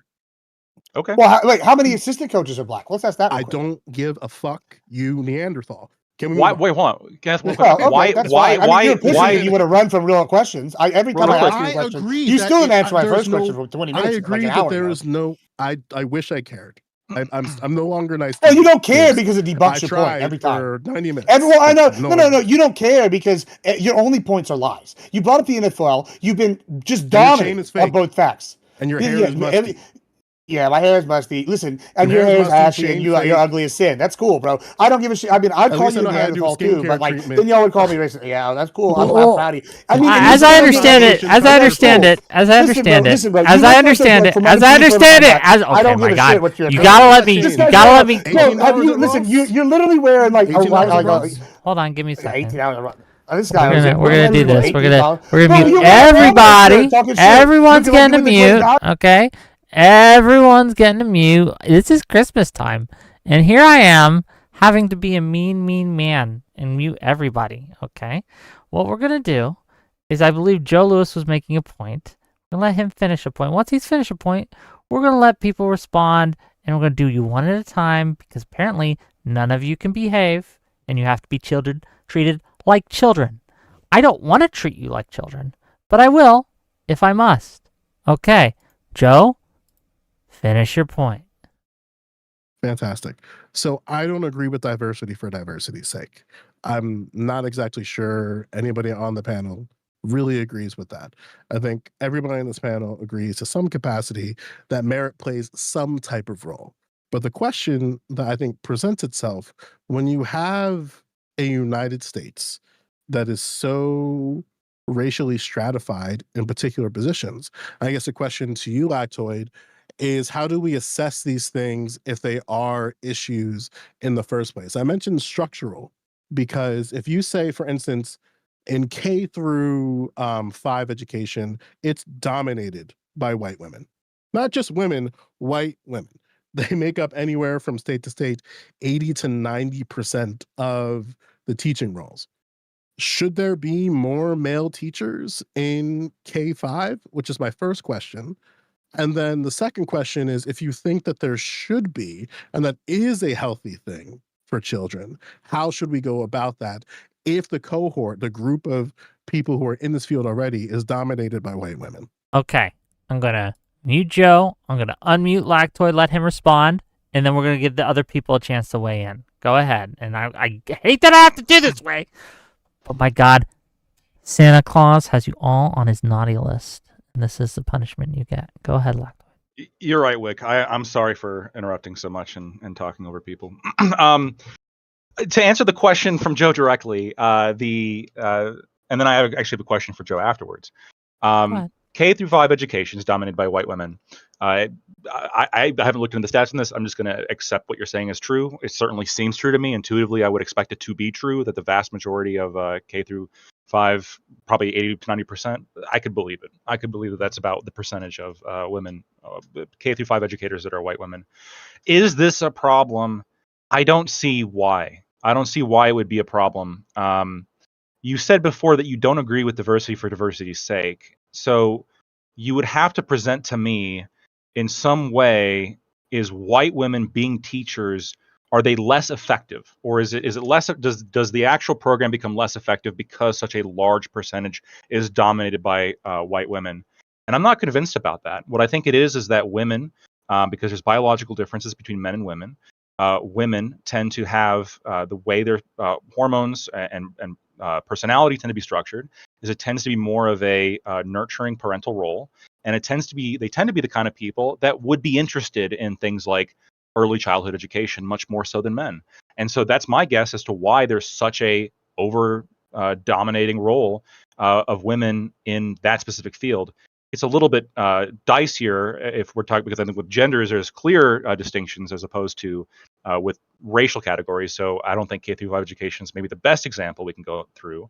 But regardless, I don't see there's a problem, and I don't see problems arising. And then my question for you, Joe, is you brought up that it was only 6 of the 32 that were black, and then I pointed out, well, this is still overrepresented when you compare it to the percentage of black people within America.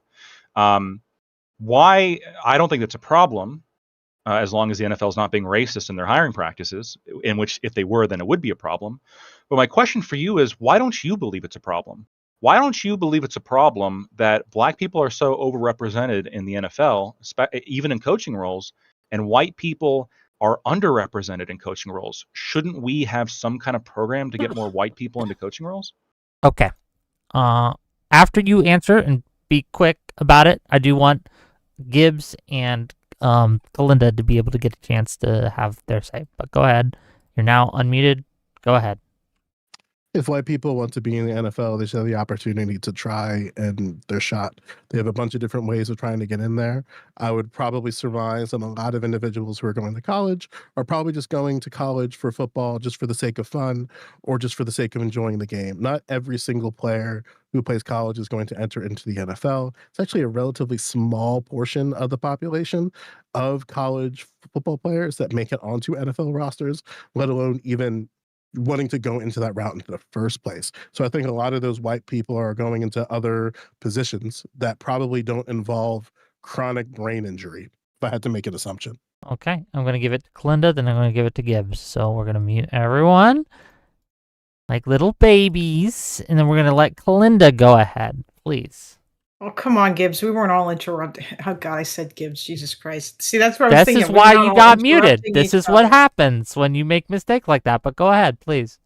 I mean, I didn't make the mistake. There's only really You called one me Gibbs.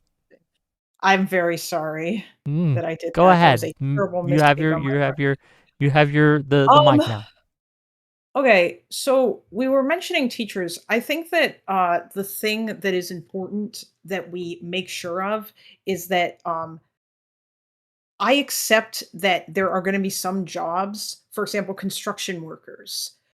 That's predominantly a job that would be done by men because that, yes, I accept that men are physically stronger than women on average, generally speaking. But I do think that we want to make sure that we're not discriminating against certain people who might want to like get into a certain field just because that they like, for example, nurses are often female, but that doesn't mean that a man who wants to become a nurse should like face extra barriers because he wants to become a nurse. And the same thing goes with teachers as well too. And so like I feel like we want to make sure that this is the case. Like I'm sure that you all are familiar with the fact that after the X-Files came out, there was a lot more women who wanted to go on and like become like FBI agents or work in like law enforcement of that sort because of like the representation that was there. And I think that stuff like that's important. When we talk about creating equal opportunity, I'm not saying that it means that there has to be equal outcome. I'm just saying that it would be a good idea to have structures in place so that if people actually want to, like, let's say, climb out of poverty, it is easier for them to do so than right now. Well, can I ask you a Like, question? it doesn't. Not everyone's gonna do it. Sure. Like, because like obviously the answer is still like yes, you still have to work hard, but it just shouldn't be like so incredibly difficult where like everything is set against you. Well, Only the most exceptional people manage to do it. Yeah, but can I ask a question along those lines? So, just so I understand, you want equality of opportunity. So anyone who wants to at least try out should get the shot to try out, correct? Yeah, basically, like if somebody, like for example, that's why. Okay, so yes, the answer to the question is yes. Because I have a follow-up question based on this. Okay. Yes. Sure. Generally. I won't hold you to like, crazy. Yeah, generally, yeah. Okay, generally, right? Why? I guess my question is overall, why? Why? Because I can think of plenty of examples of where we wouldn't want to force or pressure an employer to hire a certain type over other types. So, for example, if there was a strip club, okay, the Bad Bunny strip club, okay? And for whatever reason, I wanted to be a stripper at the Bad Bunny strip club. Should they have to consider my application?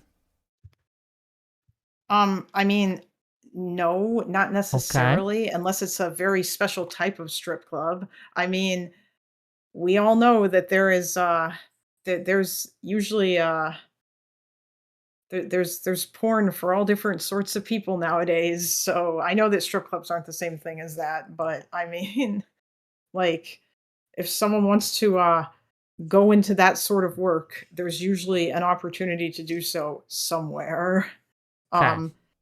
But no, I understand what you're saying, obviously, like, and I feel like that is in particular like a kind of niche thing.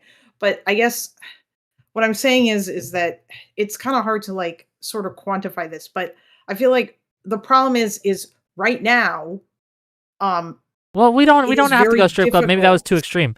extreme. Say I own a restaurant, and it turns out that I make more money the more women I have as servers.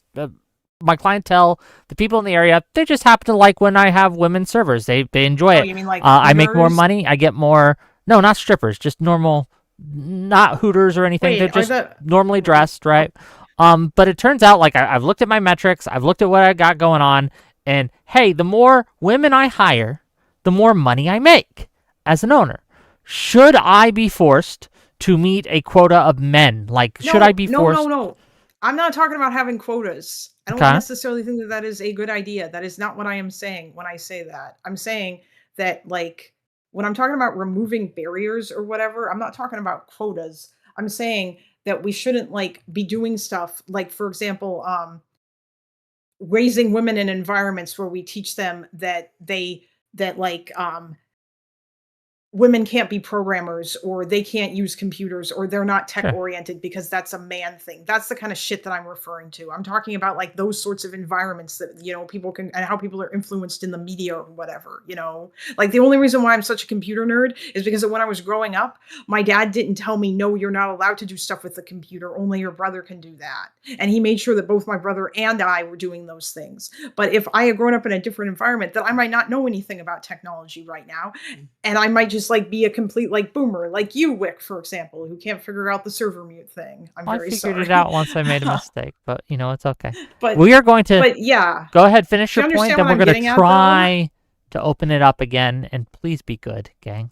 But good luck. we're going to open it up.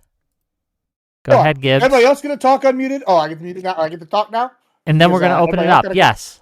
Oh, okay, perfect. So first, I want to start with, listen, what Fat Don King over here is trying to say. Like, he's trying to argue about, like, talking about people being the C word, talking about people being Uncle Tom's. Like, I understand why he doesn't like facts. Just like he doesn't like the fact that 47 to 48% of the NFL coaches are African Americans. See, so what I'm going to do right now is I'm going to take more money than his whole house is worth, and we're going to burn it, because that's all DEI is worth, all right? So this is $500. We're just going to burn it, and this is more than his whole house is worth, because look at this Walmart motherfucker. This is his little ashy hair talking about my appearance. What's crazy, though, is that he wants to sit here and make all these claims. And then what I'm doing is I'm literally burning money, because I've earned that in my life. I haven't asked out for handouts like Joe here has. I haven't sat here and cried, acted like I was the crazy little bitch, sitting here going, I need people to serve mute when people call me out for lying. This is what the left does. They lie to get what they want. We see them lie. Now, I believe my opponent over here, she came in good faith, and it's unfortunate she got caught in this crossfire. But Joe here lies every single time. And guess what? Now you hear some thing going off in the background. We're really embracing all the stereotypes today. It's good times. All I'm saying is that it's wild that the people have all these prescriptions, and then they can't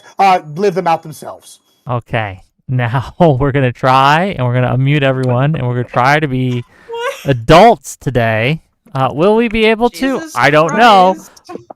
Hey, he talked about my skincare program. He's got 25 cents worth of skincare behind him. It's crazy. I'm so sorry that you can't use this VODWIC. Yeah, burning money is a federal crime, my dude. What are you doing, man? Like, we don't have to go, like, all far for these performance things if we're just gonna do crimes on Maine. But oh yeah, it's a crime on Maine. Here we go. No, it Wait, am I the only one who will be able to upload this because I don't live in America? This whole yeah, you'll be fine. But I mean, you wouldn't have been able to upload it from based off your racist comments earlier, so that's fine. But like TOS violation. I know it's more money than you have. Crime. Like, I understand. Literal crime. Yeah. It is a crime. What you've done this whole debate, which is lie the entire time. God. Yeah. Okay. Well, let's get back to the actual topic at hand. At some point. You know what? I'm going to make some money. I'm going to read some of these super chats. Get some super chats. All right. And then we're going to get back and try to actually address something in the article. Sure. My Listening Library YouTube for $5 says, answer now. Yes or no, Wick? Thanks for the content. You're welcome for the content. $5 in Zephyr Hash. Most immigrants who come to the USA legally have the funds to support a basic education and capital to start a business. They are vetted by USCIS for it. Thank you for the $5.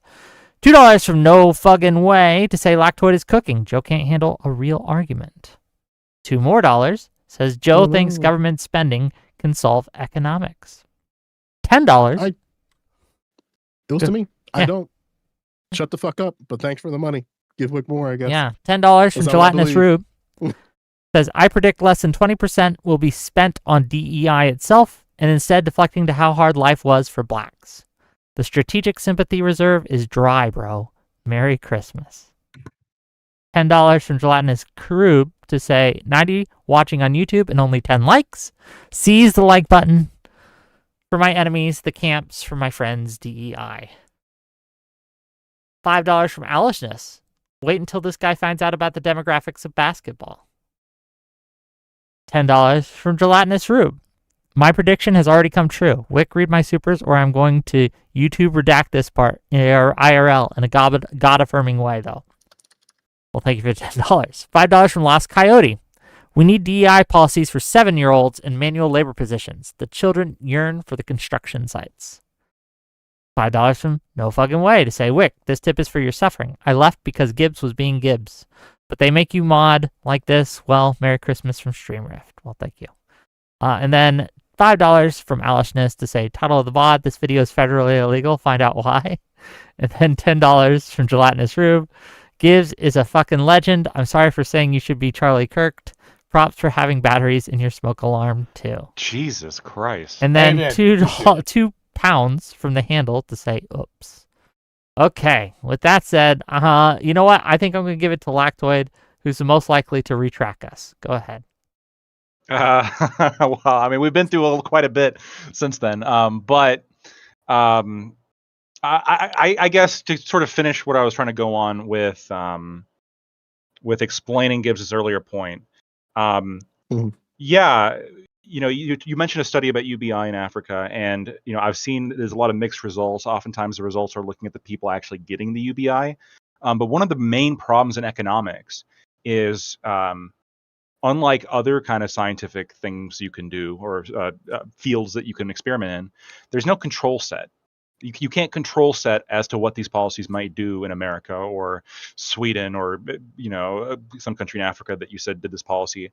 You can't factor in for all of the tack-on effects, the systemic effects that can come with implementing XYZ policy. Sure. The most you can do is just estimate. And Gibbs is right when he points out that there is a trend in America where industry and jobs and economic wealth and prosperity and growth is moving in this country to conservative areas, especially the Southeast. Right, it's moving away from the the traditional union protected or very kind of like left-wing oriented states, and it is moving towards these more. And the cited reason they give is preferable business policy, employment regulations, etc. And how this is related to DEI, because I haven't forgot that's the topic. I'm not just shitting on Dem. Is because a lot of the specific policies that affects these businesses is also related to these kind of initiatives launched, like these DEI initiatives that are launched. So, for example, like discrimination statutes, for example, even something as what is the general trend of the EEOC in any given state, as opposed to because that's it's federal, but there is a lot of local influence that goes into that, and jury pools, right? All of this matters as well. The actual beliefs of the people matter when it comes to how the law is enforced.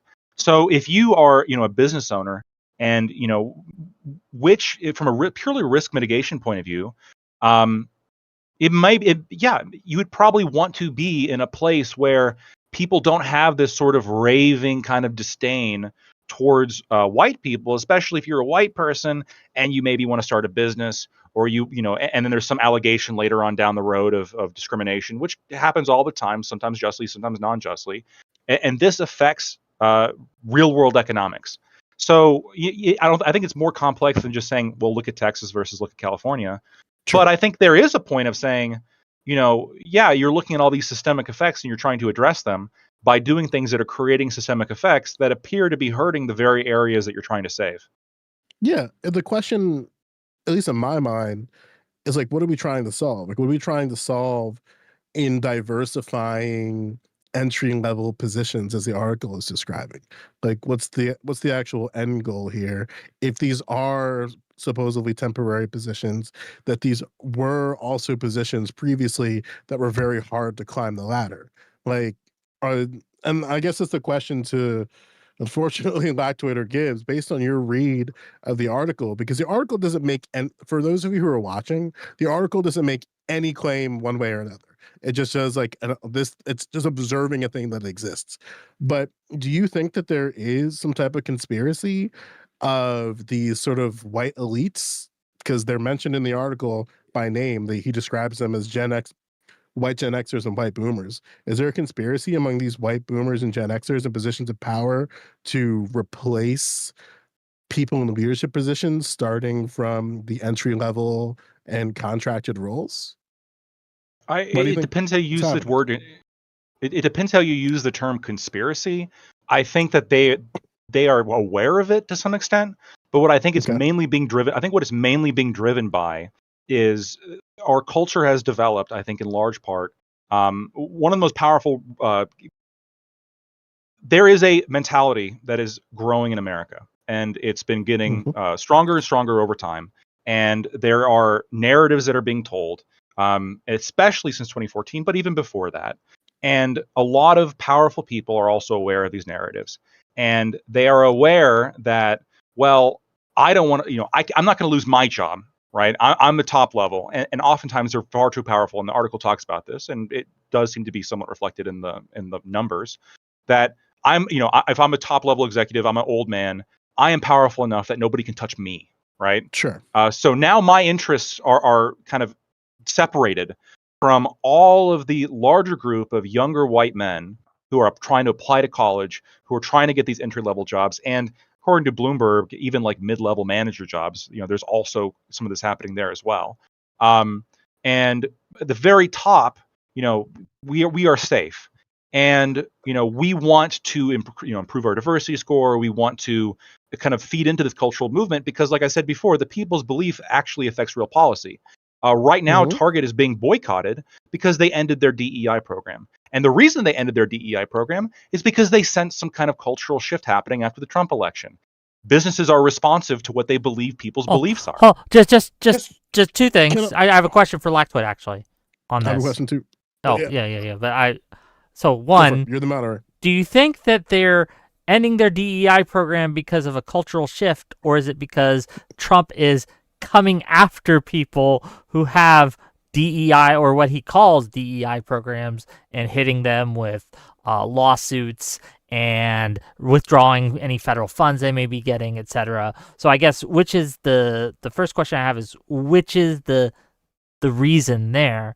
And the second question I would have is, do you think that we've kind of, as a culture, moved away from DEI? At least, and this is before Trump administration, because since 2020, I think I would consider 2020, maybe 2021, the peak. It's people have, in general, just been moving away from DEI in general. The guy talking about trying to get tenured? When was that? Because he mentioned specific years in there in the article. And also, I got one question. Would you consider someone going for a tenure position entry level? Like, that's pretty high level, right? Like, it depends on what portion of tenure track you're trying. It's tenure track. It's tenure track, which is sort that's of entry, mid level. No, tenure track is kind of entry. It depends. Those are sort of higher. I wouldn't consider senior entry. Basically. Well, you have to have a doctorate, right? To be going on. So I'm talking about in terms of most of the time you do, but I'm talking about in terms of like jobs. So yeah, you go through a fuck ton of education. If we're factoring that in, then I think it's fair to call it beyond. I just want to like point out that y'all are saying getting a doctorate or doctorate level and then going into something is entry level. But I do want Lactoid to answer my question before we move on. Right. But as far as professors go, in that mix-up, the article, I don't know if you even read it. Christ, the article explicitly. I just quoted it. No, you didn't. But that's okay. Are you high?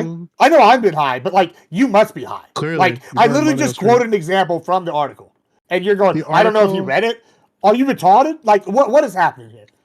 Jesus, the article explicitly speaks to the people that they're talking about, and they explicitly say that they're talking about elite, credentialed, prestige conferring institutions that mediate upward mobility, cultural, authority, etc. But the group of people that they're talking about are credentialed millennials in between the ages of, I think it mentioned 30 and 2014, going into entry level positions such as journalists, assistantship roles, cohorts, internships, etc.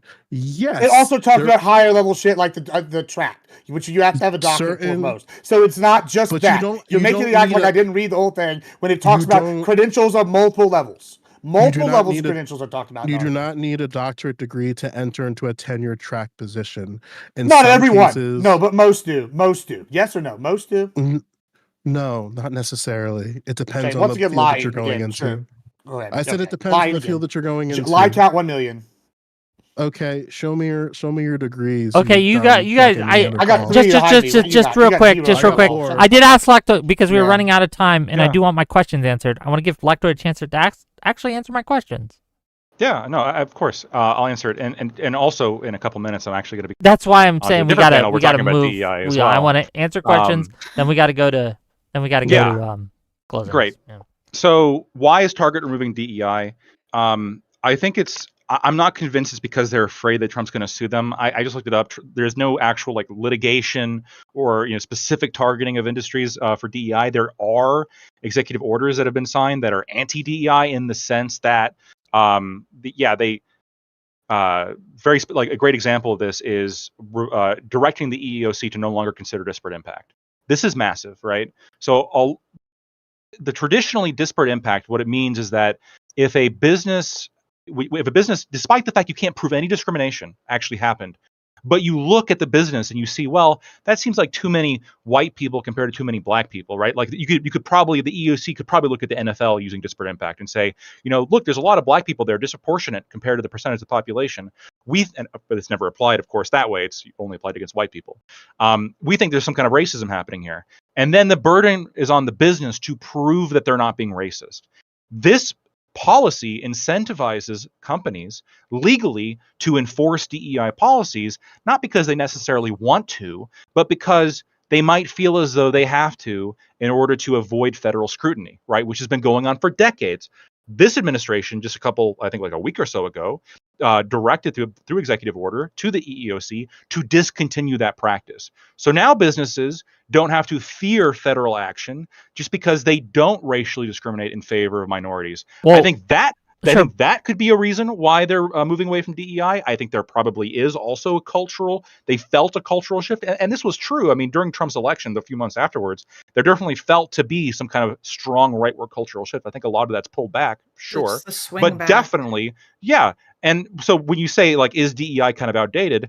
I don't like it, but I don't think it's gone because I think that there is that swing back. I think you do have a lot of Democrats that are boycotting Target. I think you do have a lot of people saying, like he's, racist, sexist, xenophobic, we have to oppose his policies. And what that usually means, especially with this policy on disparate impact, is they want to bring back the racist policies that penalize businesses for not engaging in pro-minority racism. Okay. Only in the hold interest on. of time. Before you- Only in the interest of time, unfortunately, because I know that Gibbs and Lactoid have to go. I'm going to give closing statements to Gibbs, Lactoid, and then we get the rest of you. I still have thoughts on this, and I want to talk about it. So if you two, Kalinda and me Joe, would too. like to stay, you're more than I'm welcome down, to. But if chilling. you have to go, I Yeah. understand. But just in the interest of, unfortunately, time. Hey, can I request Yeah. something? Yes. Maybe we could open the doors a little. Open the door a little bit.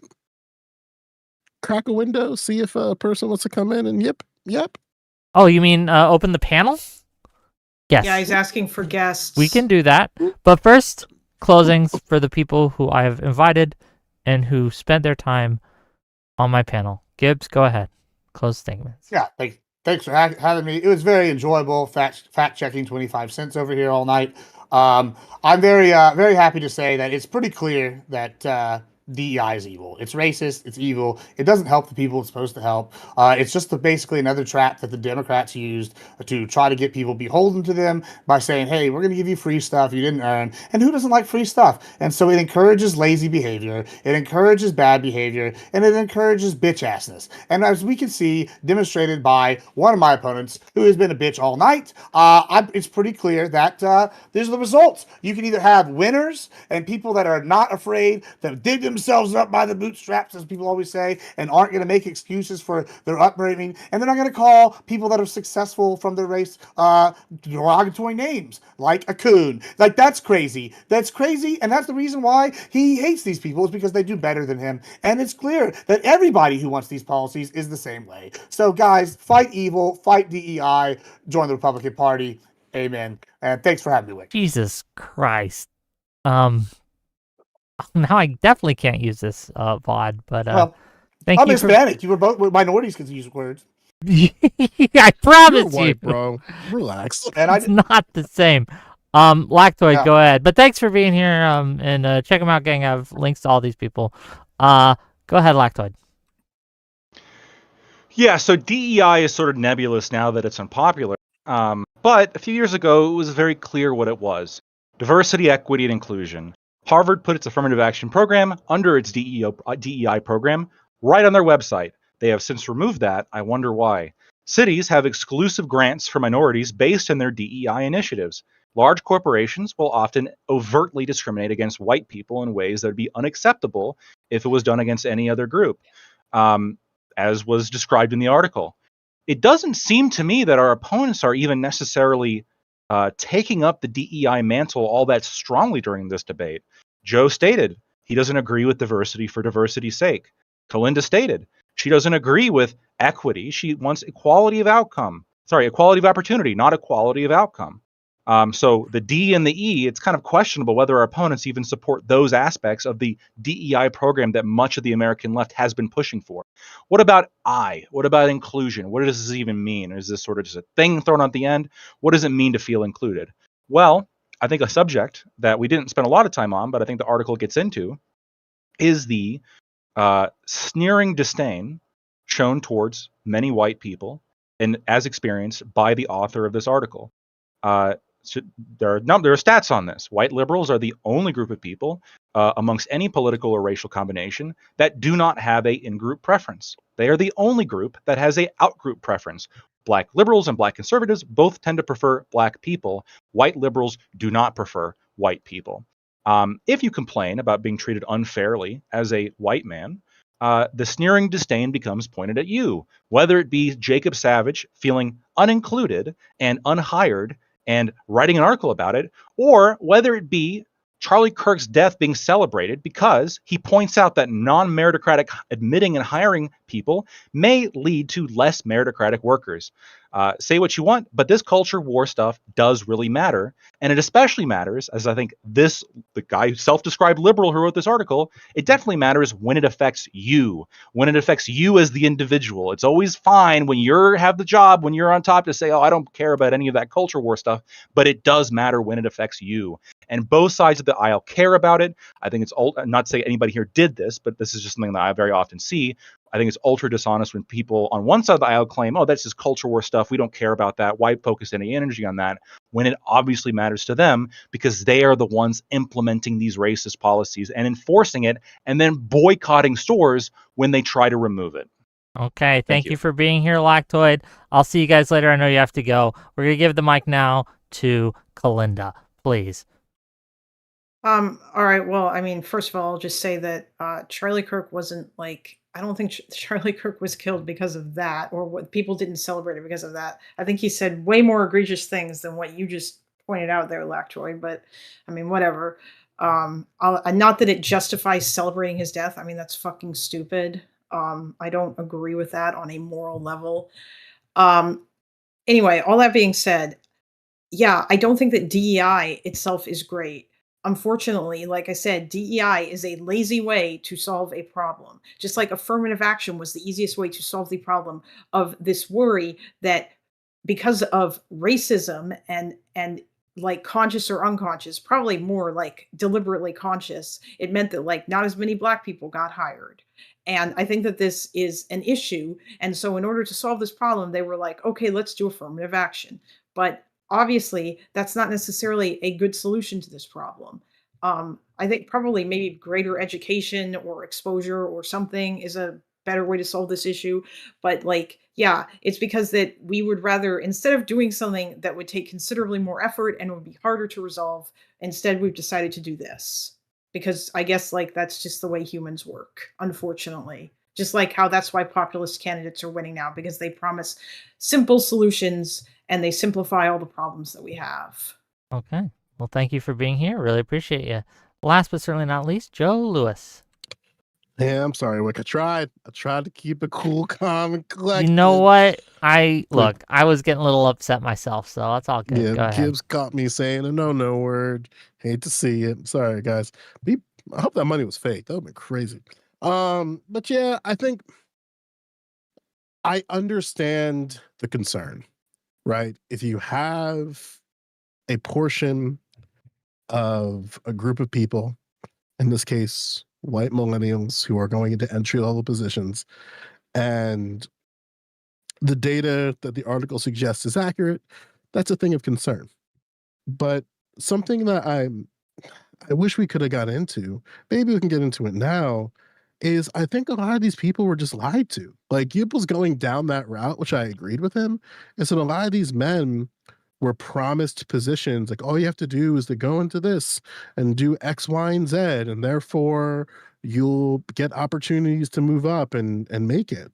But there was so many shifts happening in 2014 if you were 30. You had a recession, you had the recession, you had the two recessions, whether it be the one in 08 versus the one in 14, 15. You had the shift to more like DEI initiatives that led to the very cohort that's being mentioned running into issues. There's just so many things that were happening at the time in the moment. So it's very difficult for me to sort of pick and say like, oh, it was definitely DEI. Oh, it's definitely this and that. I think it's a culmination of all of those factors. With that being said, like, yeah, it's an issue, but I don't know how you put the rabbit back in the bottle, because in a lot of ways, these are people in high positions of power that are co-signing this, which are majority white men. And as the article suggested, white boomers and white Gen Xers. So it's like, this is kind of sort of white on white violence using these sort of like hiring practices and DEI initiatives as a shield just for white people to argue with each other and then blame minorities for their problems, which kind of seems problematic if you ask me. But look, the only people we should be blaming for our problems is women, okay? But finish your point. Before you that was it. you open it up, I do want to ask Joe some questions. Yeah, I mean, I have a couple things to say before I open it up, but we are going to open it up. Well, if we can get, I'll tell you what, gang, we'll compromise, okay? We'll compromise. If by the time Kalinda, Joe, and I are done having our little tete on ourselves, if we can get $50, okay, either in gift subs, super chats, memberships, whatever, we'll open it up and we'll have an open panel on this until I get bored. But you gotta pay to play here in Wick TV land. But I know, Kalinda, you have some questions for Joe. I wanted to answer that, but I do have some thoughts beforehand that I would like to get out before we go too far. Is that okay? Mm-hmm. Okay. I think that there is a reckoning we have to have on the left. Oh. We do. We have to be honest, right? That there has been discrimination. Oh, thank you, Shaved Dog's Ass, for the $50. I do appreciate that. I guess we are opening. Stuck here. You're stuck here. We're all stuck here. Okay. Well, there is a reckoning we have to have, because there have been portions of the left, not all of them, obviously, but there are portions of the left that have discriminated against white people and men. It just has. And white women. Has. I'll get to that later. Well, we're gonna And get to Asian it. people. We're gonna get to it. Don't worry. Sure. Okay. But if we can't acknowledge the reality that there have been portions of the left which have denigrated and made it okay to denigrate white people simply for the basis of their skin color, then I don't know how we can move forward. Now, again, I'm not saying all the left. I'm not even saying most of the left. But there are portions of the left where that is just okay to do. I don't know. Do either of you disagree with that take? No. I have to clarify. I disagree, but I don't Go know ahead. what you're talking about. So when you say white people, are Yes. you just merely referring to identifiable persons who are perceived to be white, or people who are self-identifying as white? I'm talking Or is about it just people kind who of look both like for you? me, white.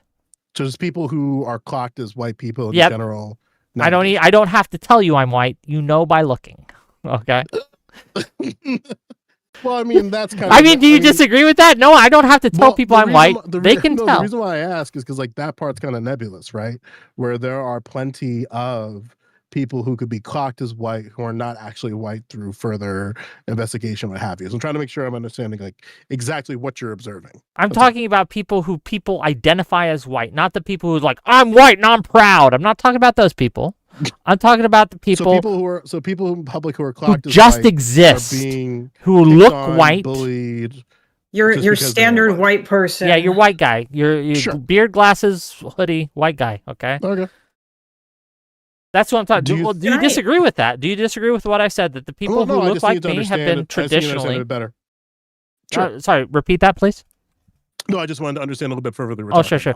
But yeah, Yeah. my whole, just to be concise, and then we can discuss it, and then Kalinda has some questions too, right? Mhm. My whole point here is that people who look like me, right, who are just white, just existing, Just some it's white been dudes. okay to shame, denigrate, and disparage them and disinclude them in a way it has not been for any other minority. Like any other minority. Not trans people, not black people, not Mexicans, not In the any- modern day, as I was saying. Joe. I'm talking about- yes, I'm talking about modern last- Because, like, when left. you- last 5 years. Yeah, if you scale this out, it gets a little bit kind of. Sure, I'm talking the last 5 years. Yeah. Last 5 years. I think something that you're observing, which I agree exists, is that there is a lot of people who are, because I think I've thought about this a lot, kind of like what you were knocking at. I think there's a lot of people who are slowly understanding the world around them, slowly understanding and sort of contextualizing how different groups are, for whatever reason, one way or another, historically advantaged, historically disadvantaged. And then in the face of those historical advantages and disadvantages, they just kind of don't know how to talk to people when they're trying to, like, explain things. It's like, okay, I'm observing a thing, I don't quite understand it, I don't quite understand what's going on. And they just kind of don't know how to, like, explain or even talk to people. Because I think that's what's happening a lot of the times, where people think that, oh, just because you are X or Y, or in this case, just because you're a white, then you ought to be excluded in the space because you are white. And that's ridiculous. Yeah, but I mean, this is just a normalized and even celebrated in some circles. Can I give an thing. example? Sure. Can I give an Sure. example? Okay. Joe, do you remember are you familiar with Dean Withers and Parker? Do you know Sure. those guys? I'm aware of Do the you- Discord. I'm aware of the Discord call. I'm aware of the Discord Oh, call. well, I'm being excluded. For the Yeah. audience Hold who on, might let me- not be. Let me Yeah. finish. Are you aware of, like, all that, the microaggressions drama with Z, where a bunch of black creators, basically, she was in like a TikTok live with them, and like Mhm. she, like, said some things to them that they perceived to be rude, and then they claimed she was being racist. And then they started saying some insane shit back to her, like they called her like a lipless bitch and stuff, like things that were like clearly directed at the fact that she was white, and like nobody cared. Like, do you remember that? Like, this That I feel was- like is the peak example of, like, the sort of this was insane Parker. toxicity. Sure.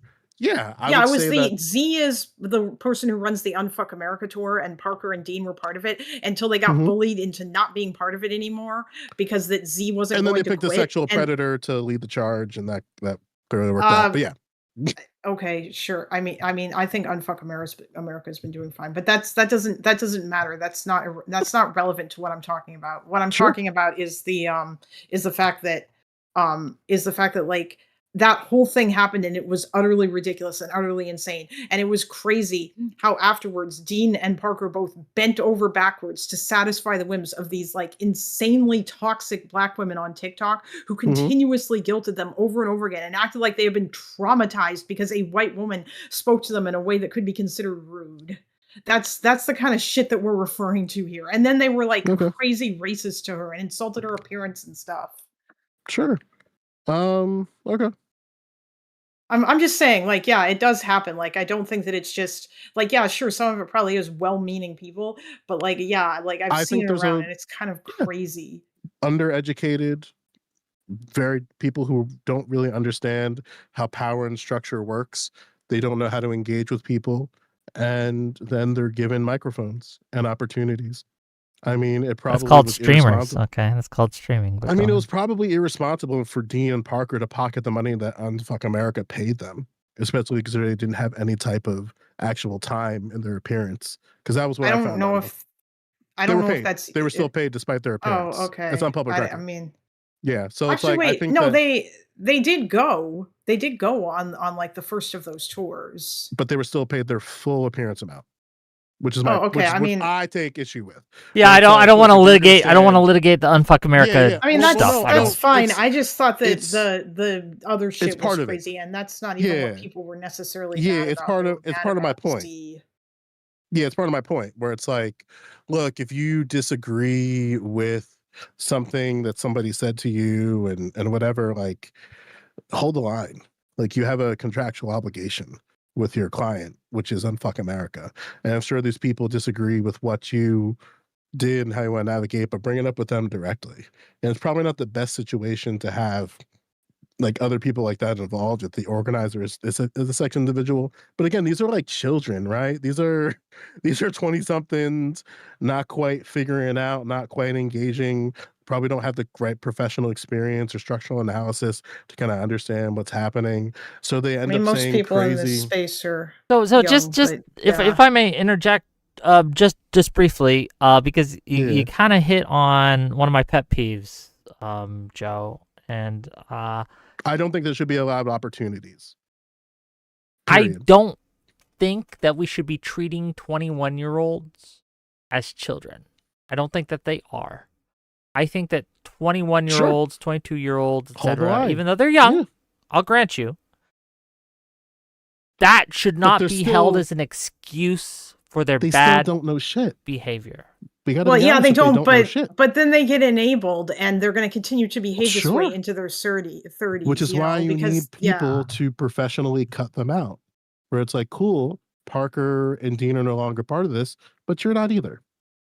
Yeah, but no, Maybe but you'll Parker finish and out those- Dean didn't cut them out. They caved to those people, and then they Sure. cut Z out, and Okay. they decided that they wanted to remain as part of that group and like to kowtow to them, basically. We give as instead of- society. I'm saying everybody is wrong.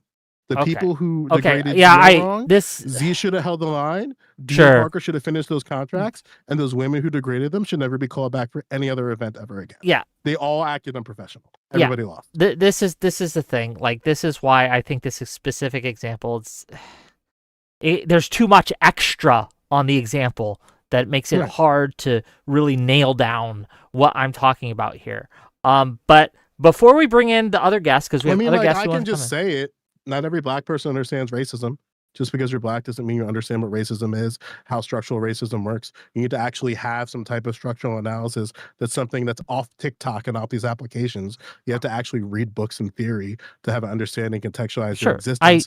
And a lot of content agree. creators, especially some of the people included in that call, tried to skip that step. They thought, oh, I'll read a couple things. I'll read King, I'll read X, maybe like a couple of King speeches, a couple of Malcolm X's quotes that decide to end up in my algorithm. I'm not going to do anything past that. There's a lot of Black That's silly. Americans that are like that.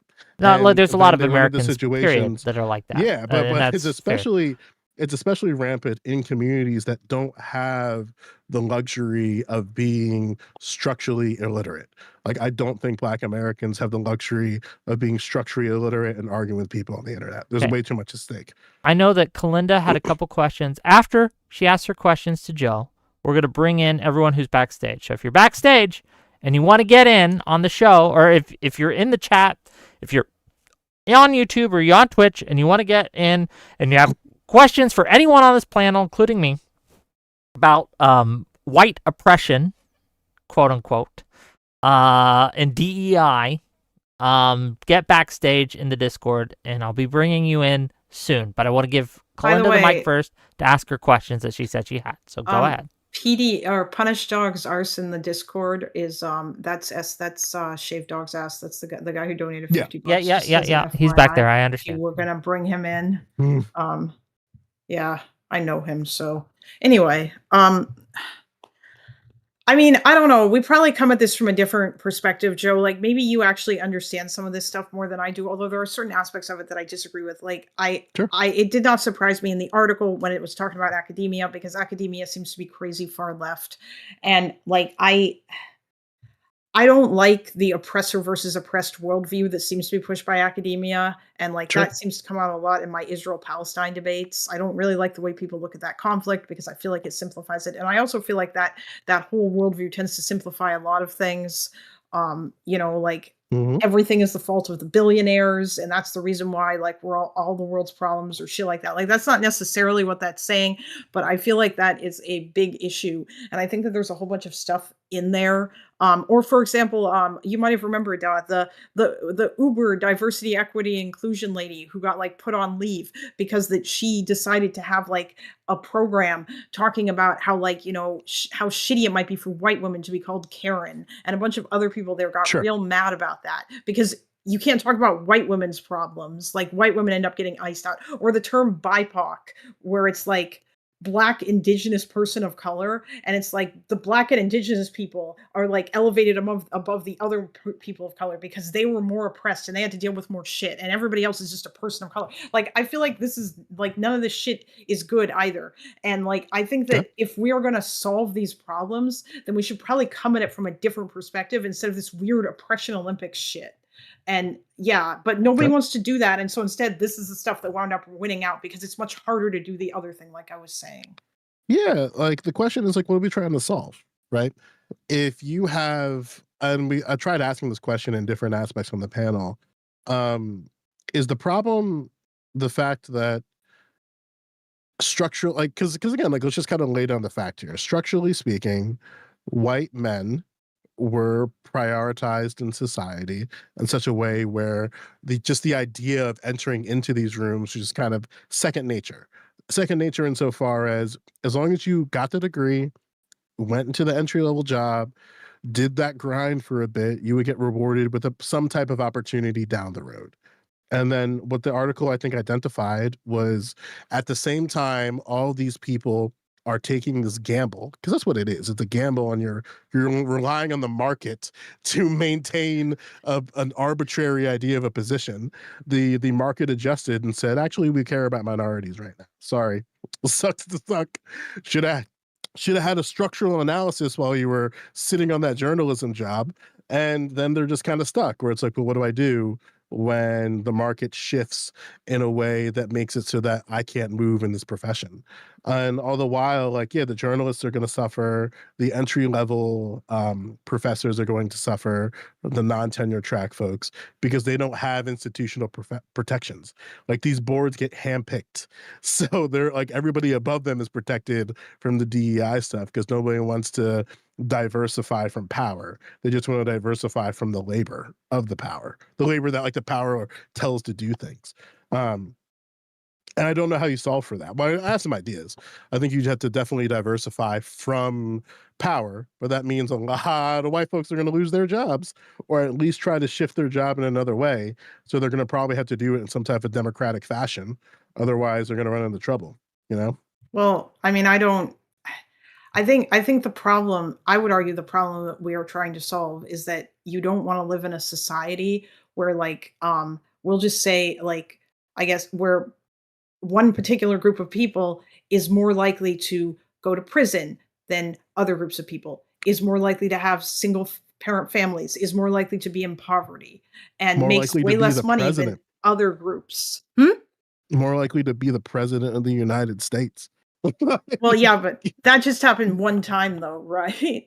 And I would There's argue not that women are never going to be no, I'm talking president of the about black United States. people. Oh yeah, I was talking about women. Women are never going to be a president of the United Never? States for as long as either of us are alive. You No. think that? Hold on. Wholesale. Well, I'm sure First of people all, said that about black people. I till would Obama got disagree elected. with you. I would bet you $100 here today that in the next 20 years we do have a woman president. What do you think is going to shift in those 20 years? I just think kinda- that it's I'm going to be a understand what your thought grifter on the process right, is. to be clear. Oh, you're doing that bet. You Yep. think that the next female Wait, you president's think- going to be a woman? It's going to be someone like Erica Kirk. Oh Jesus Christ, she has Hmm. no charisma whatsoever. I don't know if that's gonna work. Um, So I'll what think I about mean that is one. there's going to be someone who the right touts as this is the next woman president. Look at this. This is our DEI hire, right? honestly, And, I think it's more likely, God help us, to be Marjorie Taylor Greene than it is to be Erica Kirk. but it's going to come from the right. Is my point.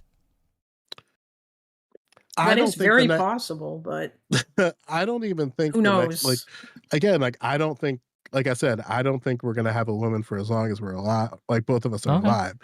I don't think the institutions are structured in such a way where women are even positioned to be successful, to run a campaign like that. I think Kamala Harris got lucky and bypassed a lot of sort of the decision-making processes, but I don't think the culture is there. Maybe in 20 years.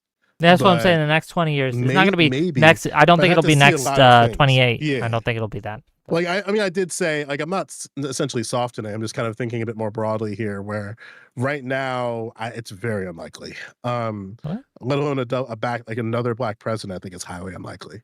Because like even when I think about just the construction of power structures, right? If you're a white man in politics, a senator can definitely be something in your future, or a state senator. It's like it's dominated by white men. But then other groups have to always have some type of caveat.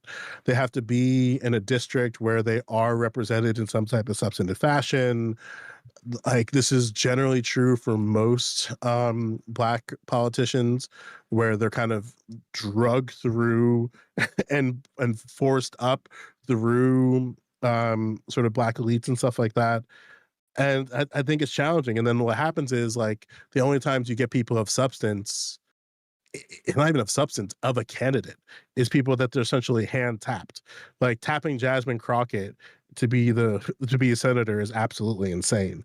But there's no intervention mechanisms for people to understand why that's not a good idea, because we don't really have control of our politicians like that. And I think it's of concern. Where we're going a little far afield here. Sorry, that wasn't what I was trying to get into. I wasn't talking about women. I was saying that it's not good when women make up 50% of the population, and I feel like we're probably doing okay depending upon which race of women you are referring to. Affirmative action apparently has helped white women more than it has anybody else. Sort of, right? Like, it kind of depends on what you're talking about. Certain industries needed ways of solving for the particular problems. Like in classical music, I can think of an example that orchestras were dominated by face-to-face auditions, where you knew who the candidate was once you walked in. Once they changed the blind, it diversified. So I think there are sort of tools within each industry that can benefit different groups of people. But also, like, what are the industries that women, or even particular white women, entered into where they saw these advantages, you know? I do Yeah, think that no, I understand Mhm. that, but like, yeah, to get back to what I was saying before, though, like the idea is Sure. that I think it's a problem when there are specific groups of people who are like disadvantaged in a systemic way because of like biases that exist in the system. Not even necessarily because the individuals in particular are biased against these people, but like there are just things that are built into the system. So like black people commit more crime than white people, therefore they are overrepresented in the prison system. Why do they commit more crime? Well, because that they live in greater levels of poverty, and because that they have environments that tend to like it tends to be an indicator of crime, like more single parent households and all these kinds of things. And so like that's what I'm saying. Those are the problems that I think that we as a society should be trying to solve, instead of being like, well, let's just do quotas, so that we can Sure. hire more people for Okay, Yeah, so, like, okay. Before we lazy go, I way can tie out. it in. before we go Yeah. on, I will read these super chats, and then we're gonna open up the panel. I'm gonna bring Sure. people on. I $20 have from a plan, Dirty I'll see if Deeds. people walk in. Sure. Says Wick, how can we join this insane asylum of a panel? Well, funny you ask. What you do is you go to my Discord, you accept the rules, you jump backstage, and I'll pull you in. $50 from Jade Dog's Ass to have the open panel. We're going to do that here in a moment. Headless Chicken, $5 for your Another patience. $50. Well, no, that was from Damn. before, but I'm Okay. reading them in order. $5 from Alishness. I hate the idea of so-and-so should be president. Can we get back to caring about what they'll do and not their name recognition? Just to address that, I think that, like, at least for me, when I say I want Josh Shapiro to be president of the United States, it's because of the things that I think he will be able to get done for the United States and Sure. his electability as well. I want someone to run for the Democratic ticket that I think will have broad appeal and help unify this country, and will solve some of these issues that I think that are almost intractable. If you had someone like Trump or someone who was like an extremist on the Democrat side, I just don't think that I think that they'll exacerbate it rather than fix it. But Sure. with that, let's bring on some people, okay? Yeah, what I was gonna say, I'll wait till they pop in and then I'll. Sure. Now you can say what you want to say, Joe. Go ahead. Yeah, I think the battle's gonna be culturally. Like when I think about the sort of audition problem, because someone in your chat observed like a problem where like blind auditions did lead to more women, more non-black people of color, but then it pretty much didn't include a lot of black people. And then it's one part of the equation, because then the next question is, why aren't black people auditioning for these roles? And then when you really pull the tape back, it's like, oh, black students are in a way, one way or another, structurally disadvantaged in music. And then anytime you kind of like have to engage with that, you either get music teachers who try to play the nonsense of anybody can do it as long as you work hard. That's not true. Or they do some type of sort of dodging of the structural issues where like, look, if you want to improve your odds of your kid being a successful musician, get a private teacher. All the best schools across the country require that for their elite programs. And some of them even require it just to be in the program. But guess what? You need money for a private teacher, and they're not cheap. And the good ones are definitely not cheap. So it's not only that you need a teacher, you also need a teacher of substance within your area. And that's not something, not a lot of people can fork anywhere from $400 to $700 additional dollars per month for their child's education for one lesson per week. And on top of that, you need a family that can cultivate the culture that exists within music, which is competing in competitions, whether that be in regional ensembles or beyond, doing the all-state brackets within that, because these are all steps that you have to do if you even want to have people who end up being a musician. And on top of that, like, why even go into a field that volatile? So you need to have some level of, for lack of a better term, or idea of financial security just to be a successful musician, period. You need some type of buffer underneath you to subsidize your journey. And there's no way around that. And not a lot of people, black people included, just people broadly, have that type of buffer where if you're going to substantively fund somebody's music education, we're talking anywhere from $10,000 to $20,000 as just the door of entry, and that's not something that people want to do, or even have the overhead funds for.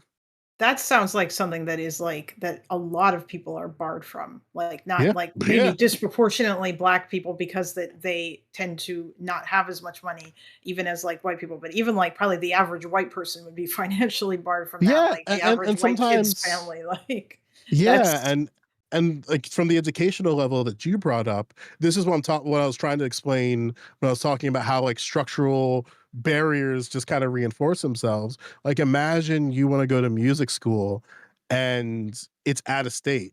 So you're paying out of state tuition, and these schools are not cheap. And then maybe you find the way to get the fund, the student loans or what have you, to get through the door. And then your teacher says, you need to get a different trumpet by next lesson. And you're like, I'm sorry, what? And it's like, yeah, all my students use this trumpet. Here's the model, go get it.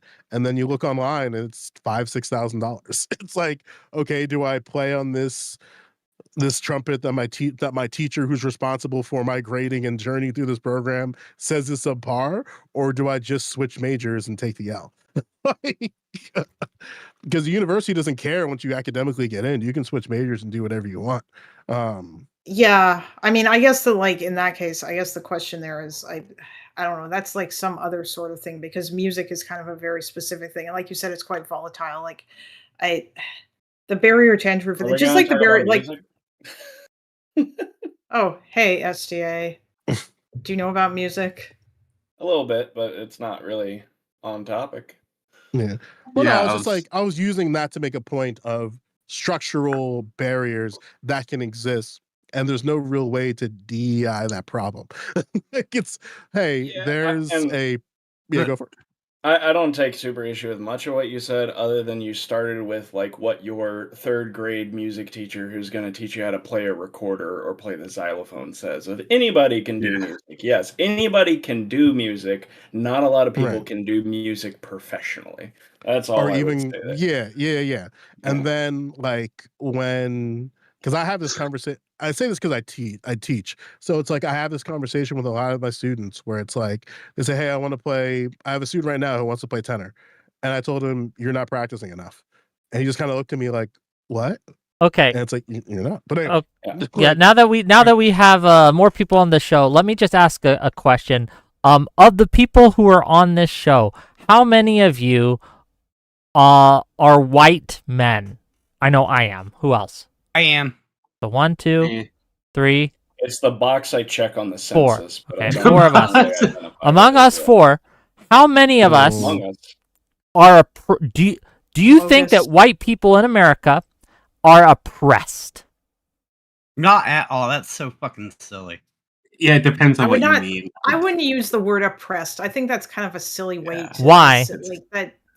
Because Like, what do you mean when you oppressed? Okay, well, the wanna article get the the- article we the were hands up let me explain. The article that we were looking at today showed, and I think substantially showed, that when these people who were looking to get a career in journalism, who were looking to get a career in academia, who were looking to get a career in Hollywood and writing and things like that, I would say that they have a cause to claim that they were oppressed based on their skin color in these fields.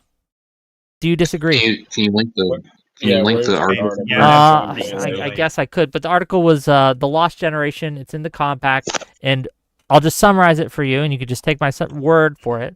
Pretty But, good article. Yeah, they go through their journeys of trying to make it in these industries and how that they were, again, it wasn't secret. They didn't hide it from them.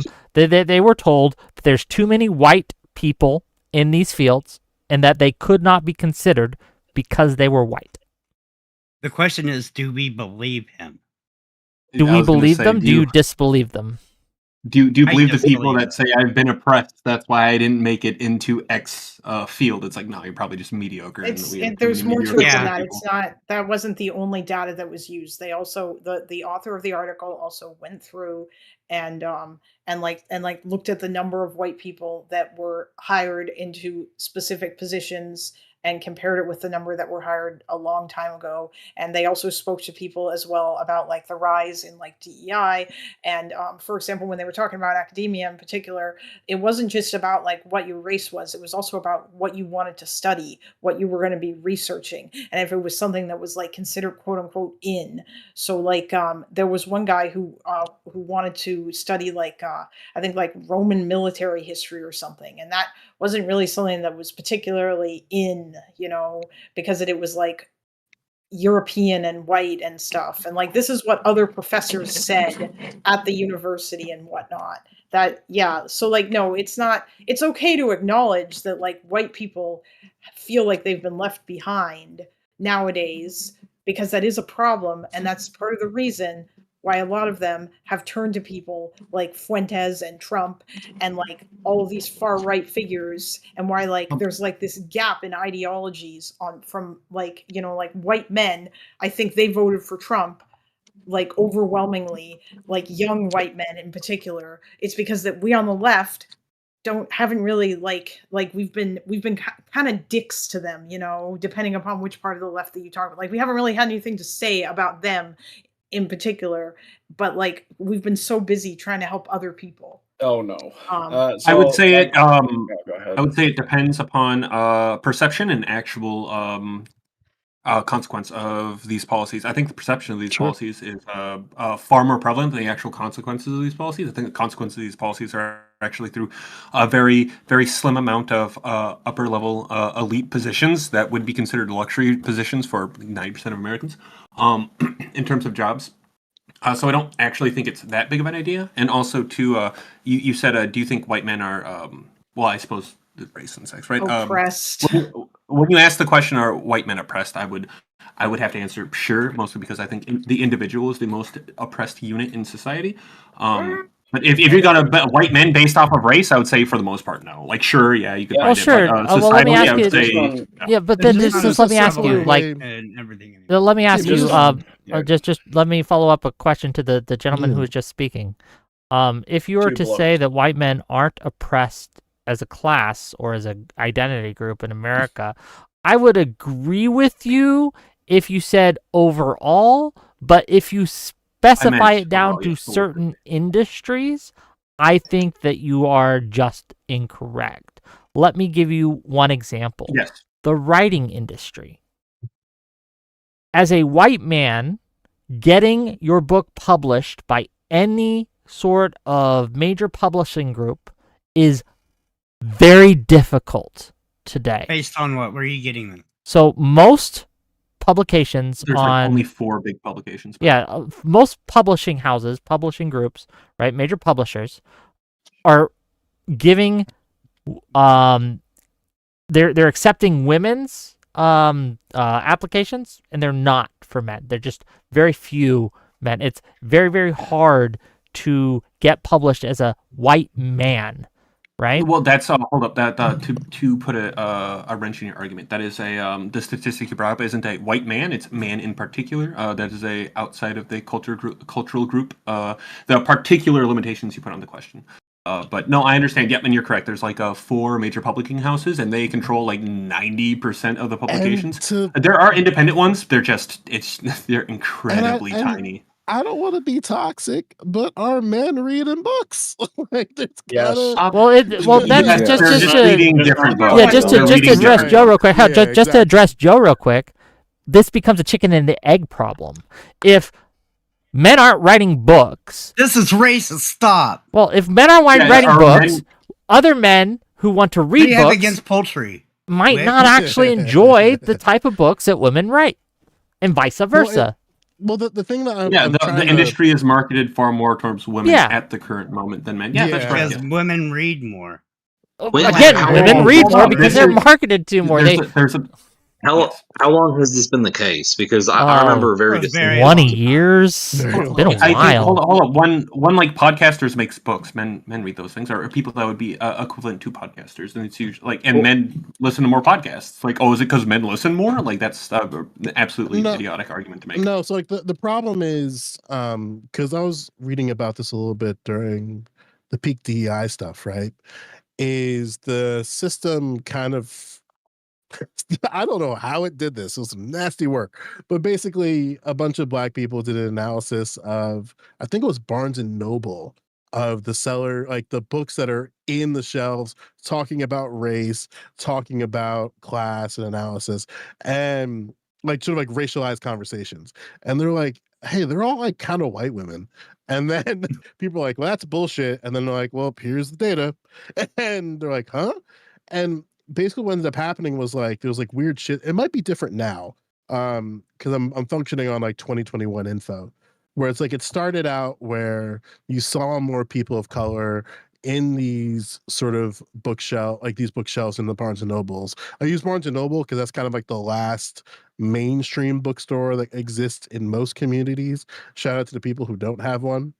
Um, but then like what happened over time is that like that pool of authors started shrinking and shrinking and shrinking back to sort of just like same shit different day, where you still had like women represented of these like analyses, but predominantly Robin speaking, DiAngelo, is she like one of the kinds of people that you're talking about? yeah. Sounds like we have a common enemy. You and me, Joe. And What's Wick. that? White women. Women. White women specifically. Hey, True. It seems like You're we've not had white, one you're particular Canadian. group elevated over. Yeah, exactly.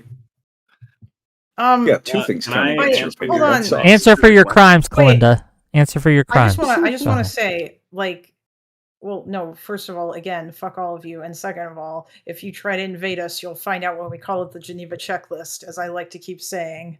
But no, someone presented something really important here. The article in question is talking about like positions that I would maybe term as like maybe a little bit more like quote unquote elite, especially with regards to like the Yeah. academia section. And in a lot of cases, a lot of the people who do get hired like through like DEI stuff or whatever, a lot of that is like, you know, like the more, I guess, elite people from within like Sure. these minority communities. That tends to be the case. So it's not like it's still like fucks You over, say you know, elite, like you mean white like the men. upper Your argument is that it's only Yeah. happening here. I mean the upper class. Is it? Yes. upper, not No. like But so for the if you most go to part. other industries, if you go to engineering, if you go to software, IT, people will not have had this Requires college experience. education. Hold up. Men will be When I totally say fine. Sorry, Yeah, go it we ahead. don't depends on mean the upper in the industry. income bracket. We just mean upper portion of whatever bracket, like not like overall top 1%. Yeah. Yes. That's what I mean. Higher Like, than Okay, you know, IT is still like middle one- class. Doctors the are like luckier- upper, you know, lawyers. I'm They're saying kind of that I'm saying lawyers that the are people upper tend class. to They can be upper benefit- class, but And they're on the also, low end of to it. be fair, it's usually in professions that really don't matter that much. So, like authors. Well, I no mean, one, it's- like yeah, authors it's in and writers, not professions- doctors and engineers. Well, a little bit engineers, but really the not. professions to that be are honest. that are talked about in the article are also professions that I would argue are generally like fairly like left wing anyway, like Hollywood, academia especially, and also like journalism. And It would I be think like leisure that is where they felt a lot more pressure. But I mean, like I did look, it did seem like that there was like DEI was still a thing that was like practiced at colleges. But again, like the people who were going to end up going to like Harvard, for example, are still going to be like, you know, they're going to be like exceptional people. If you're like picked to go to Harvard and you're like a Black dude, then you probably like you're not just like they don't just take any random Black dude, you know. Like there's Harvard's the vibe of the article I got a lot was just that there was like a bunch of things happening at the same time. Like a lot of these different corners were consolidating their staffs because there was a shift, whether it be the general shift from long media contracts, so like 20 episode shows, 30 episode shows, to sort of small, neatly tight miniseries or just one-offs, and the sort of consolidation of capital within that, like sort of like organizational self-preservation. So the idea of like, okay, we're just going to keep the best of the best, and then switching to more like contracted roles. And as one this guy was said happening, he did better Yeah. when he switched to like features, like movies, I think, than Yeah. working in TV shows.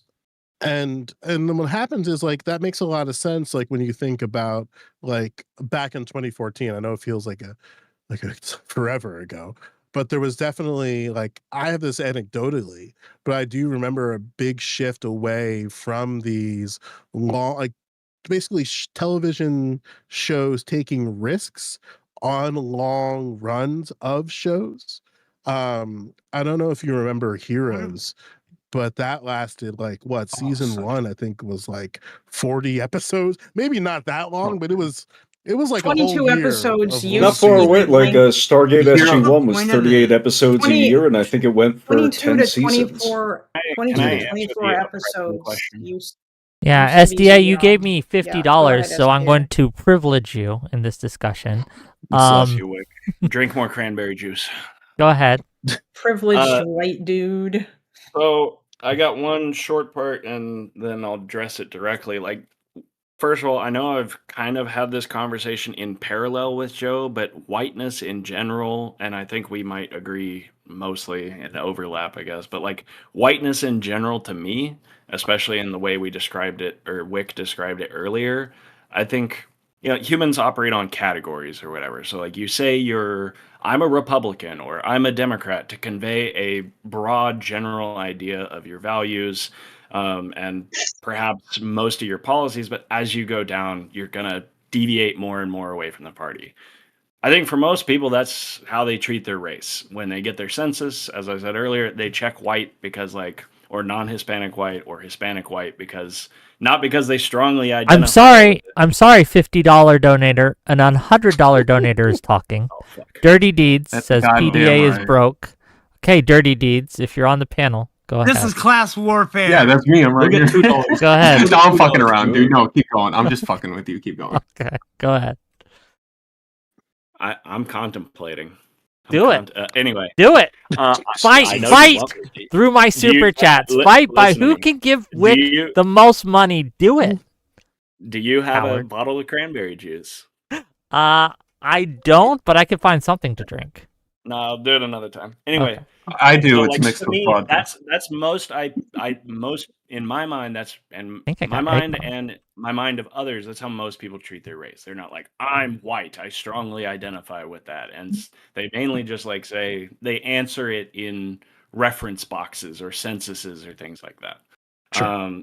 For the second half about the actual oppression, it's a yes and no, I guess. Yeah, I think white men or white people are absolutely oppressed. However, it's not like someone coming and pushing down upon them. It's them like fabricating a hand above their head as the market and environment and competition shifts around them. They're like, things are suddenly changing and I have a lot more competition and things are different. Oh no, I I'm can't oppressed. keep up. I actually have to put in the work. Holy shit. Yeah. I would also And- like to put in the caveat, though. What is not reality but perception? I am the only conscious observer in the universe. When I stop thinking of you, you cease to exist. You are nothing but my playthings. All right, we're back to solipsism. Cran, great. All right. If you finish at least half of it by the time I leave, and I'm not going to leave immediately. By the time this is over, I'll do Yeah, another dog, $50. I can't justify it. Anyway, back to the oppression. It's just like, as Joe pointed out earlier about, and I'm sure we have tons of disagreements on economics and markets and stuff, but like this DEI thing has several different permutations, but all of them still kind of exist in their own way today. I think like 10 or 15 years ago, it started out as ESG and then kind of morphed into at the more criticality, like critical thought level of, the big scary CRT. And now we're on to DEI. These are Again. mainly just like, and yeah. these are mainly Silence just, like, $50 donator. Another $100 donator is speaking.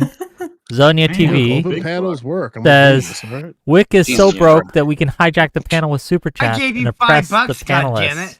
For $100, yes, I will allow you to oppress whoever you like on this panel.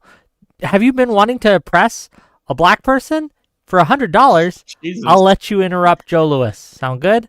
A true I capitalist. thought I was free. I'm not trying to gap too much. I apologize. Go ahead. Oh shit. Yo, dog, It's there's just- something that you're knocking at that I kind of want to. Yeah. So basically, what I'm saying is, I had this argument in your Discord earlier with this other guy who I think is. It's impressive that he's dumber than Metra, but anyway. I kept asking him, do you seriously believe that firms, not talking about government, I cut out education, that firms employing DEI practices are going through their candidates. They say, we have an open position. We have one candidate who's similarly qualified to another candidate. Candidate 1 is John Smith, number 4,397, upper middle class suburbia, not that interesting. This other candidate, who's also similar comparable qualifications, he is from Namibia and probably worked a lot harder to get to where he was to get in this room to get an interview. Do you really think that the firm is not doing something like that when they're employing DEI in the vast majority of their hiring, rather than saying, oh, unqualified black guy, qualified white guy? Pick black guy. Like that's not going on. Like they might be hiring more black people for these positions who may or may not be qualified, but are not critical to their operations of generating profit. And he did point out, like, if their ESG score is higher, they get more investment. Well, if they were to do that for all of their positions, they get the investment money. All of their employees are underqualified and not productive. They don't generate profit. They can't make a return on the investment, and now they go bust. So yeah, they might be banking or buffering their stats by hiring a bunch of people for non-important, less qualified, even managerial or corporate executive positions. But it's not like, unqualified black guy, hire him just because make ESG score good. No, these are by and large, like with Harvard, these are very comparable students in admissions, and they go, well, we already have this many white people, or this many Asians, or this many this, that, and the other. We're going to pick the one that's less represented. For the firm, it's like, this guy from Namibia, maybe there's some unknown advantage that we're going to gain by hiring somebody different. Yeah, I want to get the Asian students literally won a class action lawsuit based on the fact that they had to score something like 300 to 500 points higher on the SAT in order to be accepted. So that's just flat out fucking wrong.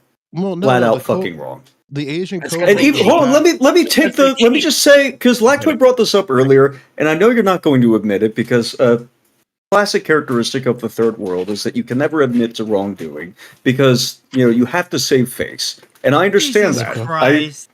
Wick has inflicted this microaggression on all of you. Who's the third world here? I'm curious. Yeah, like, 1, 2, 3, 4, 5, 6, at least United 6 States of America soon. Wait, what? Answer Wick's question, please. What third world United States Asian of America country? now? Malaysia? Yeah, what do you consider the third world? Can you define the third Are we world for doing? me?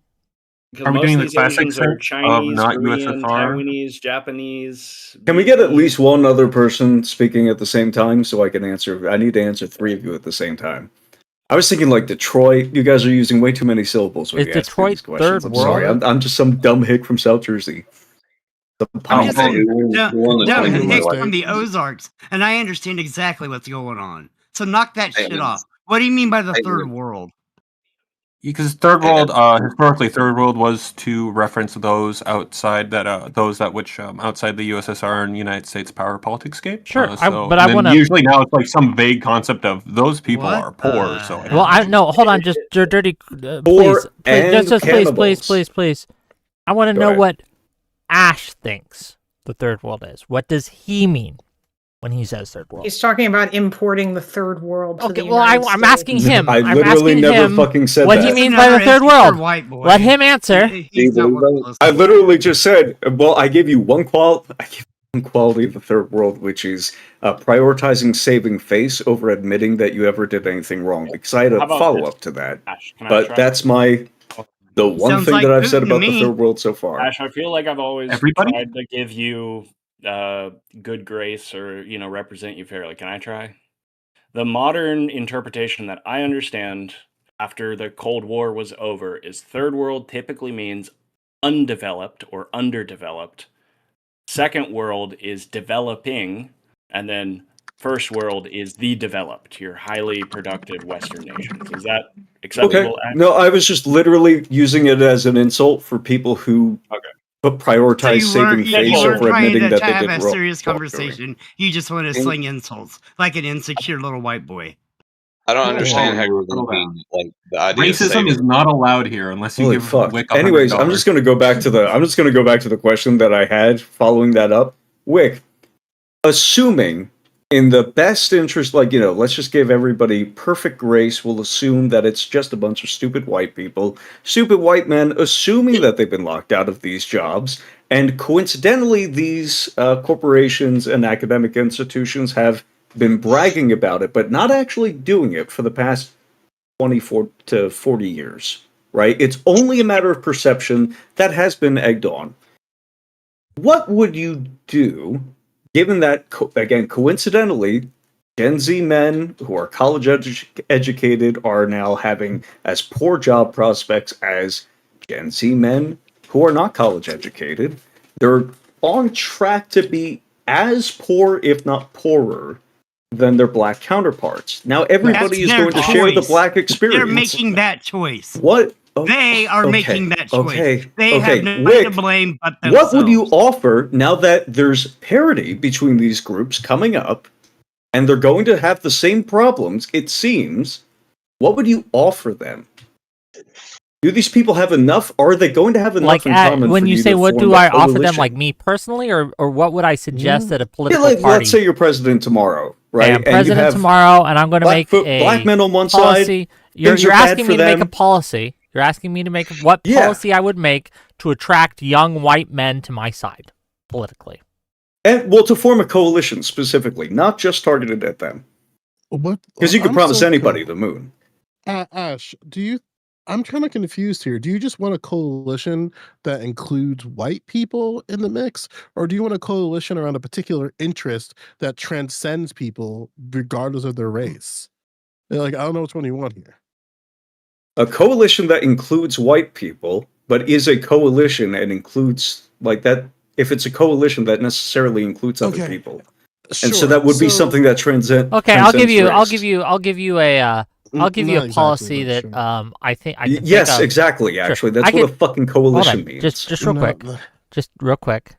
I'll give you a policy that I think that would be a good policy that would help young men of all races and young women too feel more able to compete in life in general. I think one of the things that we can absolutely do is we can promise, right? Hey, if you make less than $50,000 a year, okay, and you want to get a home, okay, for the first time, if you want to stop renting and you want to start buying, if you make less than $50,000 a year, we're going to help you out with zero interest loans and things like that. We're going to take away a lot of these interest loans that you have from the banks, and we're going to just say, hey, the first X amount, again, depending on what size of home you want to buy here, right? We're going to give you a check. I think that is a good policy because it doesn't have anything to do with race. It doesn't have anything to do with anything. It says if you make less than X a year, you get this benefit. Now, again, I'm not an economist, right? And the exact percentage and the exact line we would draw here, I'd let my advisors tell me, right? Wick, I fully support you. It's a solvable problem. Then Wick for president. we can take those loans, which can be essentially called mortgages, and divide them up into securities and sell them on the stock market around the world. No. That. So the thing that I'm trying to understand here is that I don't who cares if you're white? Who cares if you're black? There are structural inequities that exist. Amen. Just engage with them. Actually engage with the problems. But you can't engage with the problems from a racialized lens or you're going to lose every single white person on the planet. That's always You spent the entire time on this panel talking through a racialized lens and not answering questions, going back and forth about how black coaches are oppressed, despite making up a disproportionate amount of the fucking NFL. I never said black coaches were oppressed. Oh, sorry. Was it not? Oh, it wasn't coaches. It was just positions within the. I never said any position was oppressed. I said. Oh, that you there are weren't particular- talking with a negative connotation about how people were forced into positions and not able to enjoy other positions within I just their explained what was $100,000 to $1 million jobs over and over Like, again? Okay, so sometimes when I talk, I'm just. Were you speaking negatively about them or not? That's a very simple yes or No, I no wasn't fucking question. You were not speaking negatively No. about them. Oh, is somebody No. getting upsetty spaghetti? Over the entire fucking panel. Are you sure about that? 1,000%. Okay.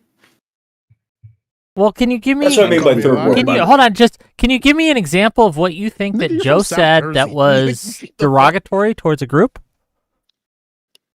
Yes, referring to an overrepresentation, negative manner, and negative tone about overrepresentation among quarterbacks and wide receivers. I believe you have one other position specifically No, within the team. I can restate what I You said. never mentioned quarterbacks, wide receivers, and other position with the team and their overrepresentation. I was talking in particular about the ideas of how some jobs Did you are mention it? considered. You gonna let him answer, dude? Yeah. No, did you mention it? The answer, it's a yes or no question. You could go, you could explain it Okay, afterwards. Pisco. But I don't want you to run away from it. No, he's not Pisco. He's Gibbs. This is Gibbs behavior, right? This is Yeah, just Pisco. I'm embodying the black. Yes Pisco. or no? Gibbs wearing Pisco's clothes. No, what I was trying to say that certain positions are overrepresented. This is true in any sport.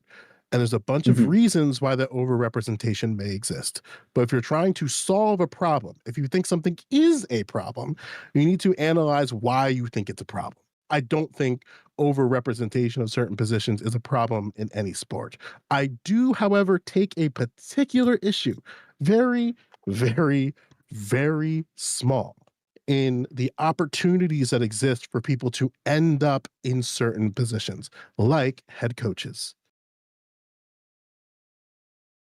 There's a Thank you for multitude admitting of it tracks. afterwards. It took us a There's a long fucking time to get there, but thank you for admitting it. Because we're jabbering over him. Because There's a every time he tried to answer multitude the of question, you just start tracks. bringing him up. Wow. There's a multitude of tracks that people can enter into in the NFL to be assistant coaches. This is the baseline. However, when it comes to those assistant coaches ending up being head coaches, there's a barrier that's happening there. I don't know what the barrier is, and the NFL doesn't want to show their data. So we're kind of stuck in a lurch. And every time they try to do things, It doesn't matter. You don't think it's negative anyways, right? You weren't complaining about it. Am I having a stroke right now? Did I just say that like something I take particular issue with, even though it's kind of Well, because I asked you and you said like no. a tone, boy. I didn't call him boy. That's not so. I called Ocean County energy.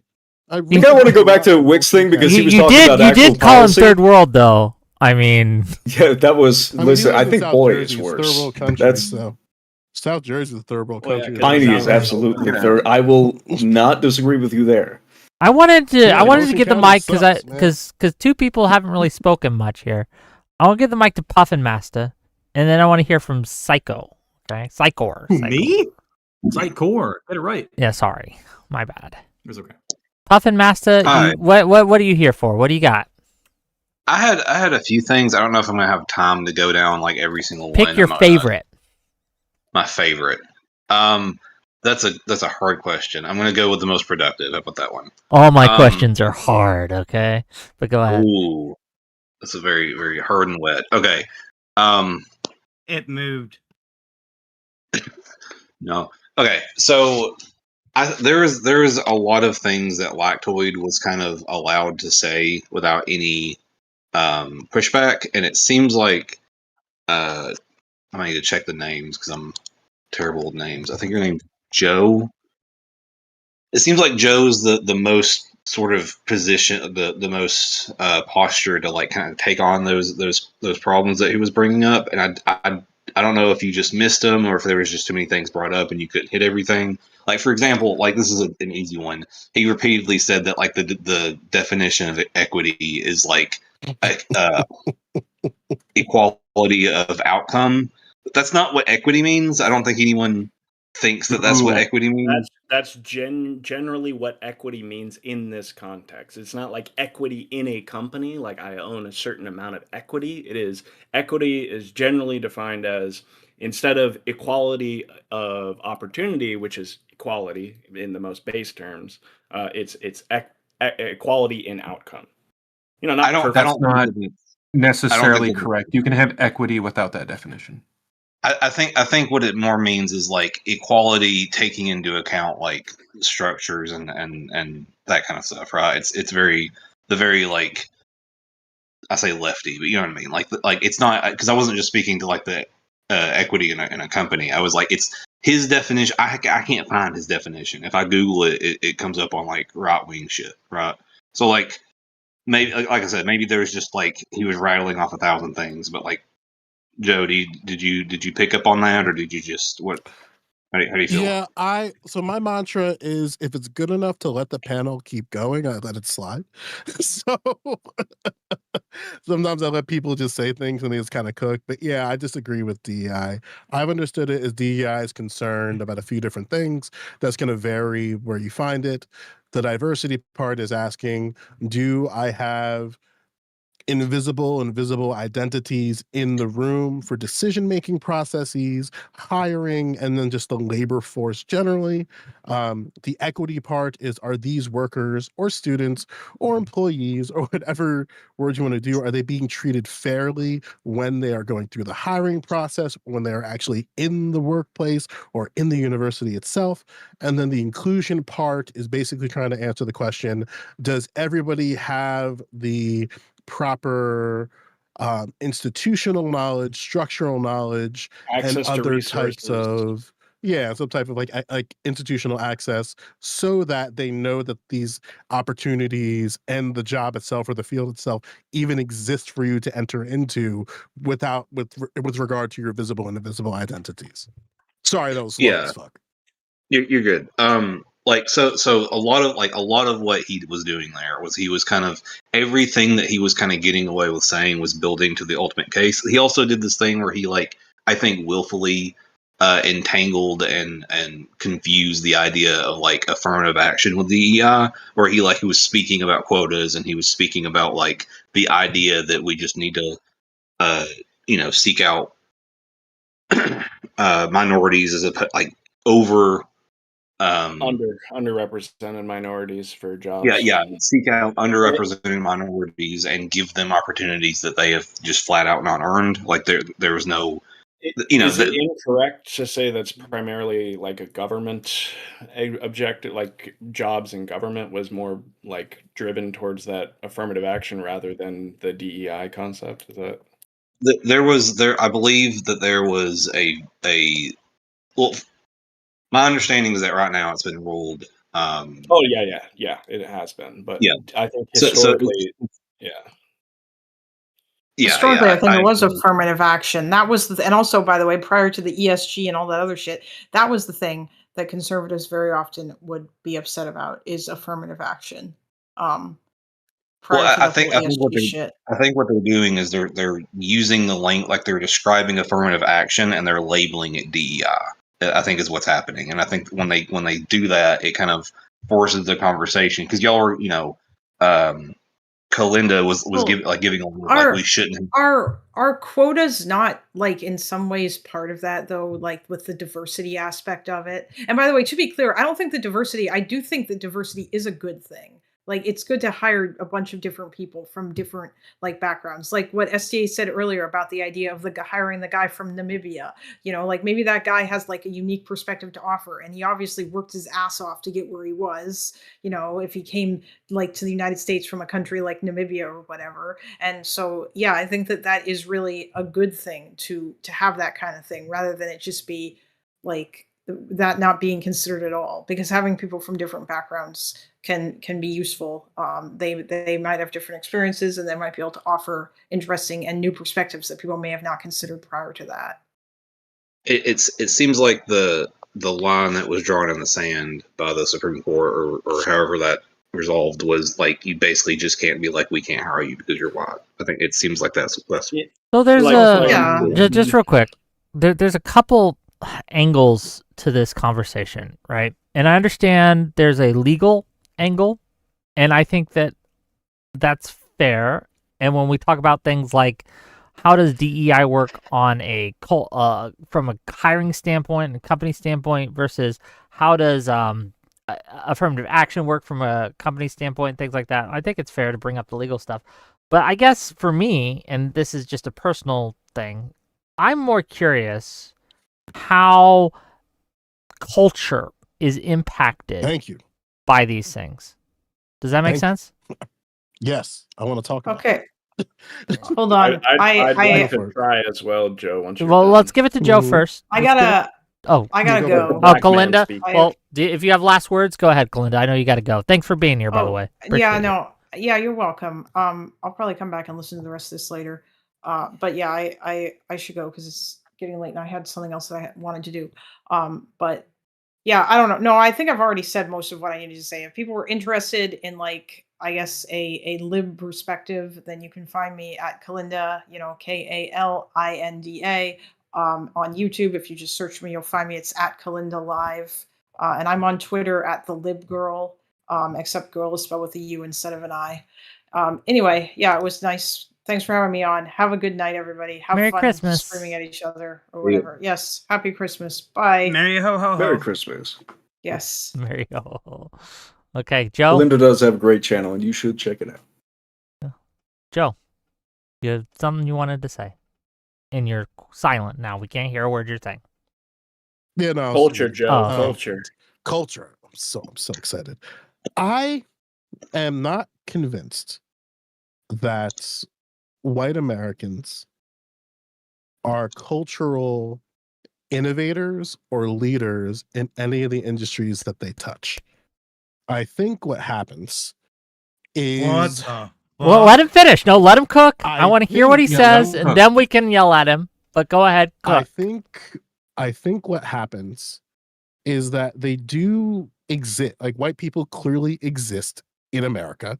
They move around in America, but they're not really moving in a way that is, I don't want to say culturally responsive because it doesn't really make sense to what I'm trying to explain, what I've been observing, but there isn't necessarily a dominant culture that's driving something that people might argue is unique. It's kind of just the default. So when you're trying to I'm speaking in the writer's aspect of this, when you're trying to have different stories and people contributing about experiences, I think it makes sense on paper to say that, hey, maybe we need to have different writers from different perspectives. That's not to say that white people do not have ideological differences. It's very obvious that they have ideological differences. But when it comes to sort of like ways that white culture manifests in society and it's reproduced, it's kind of just the default in America. It's just kind of just being sort of American.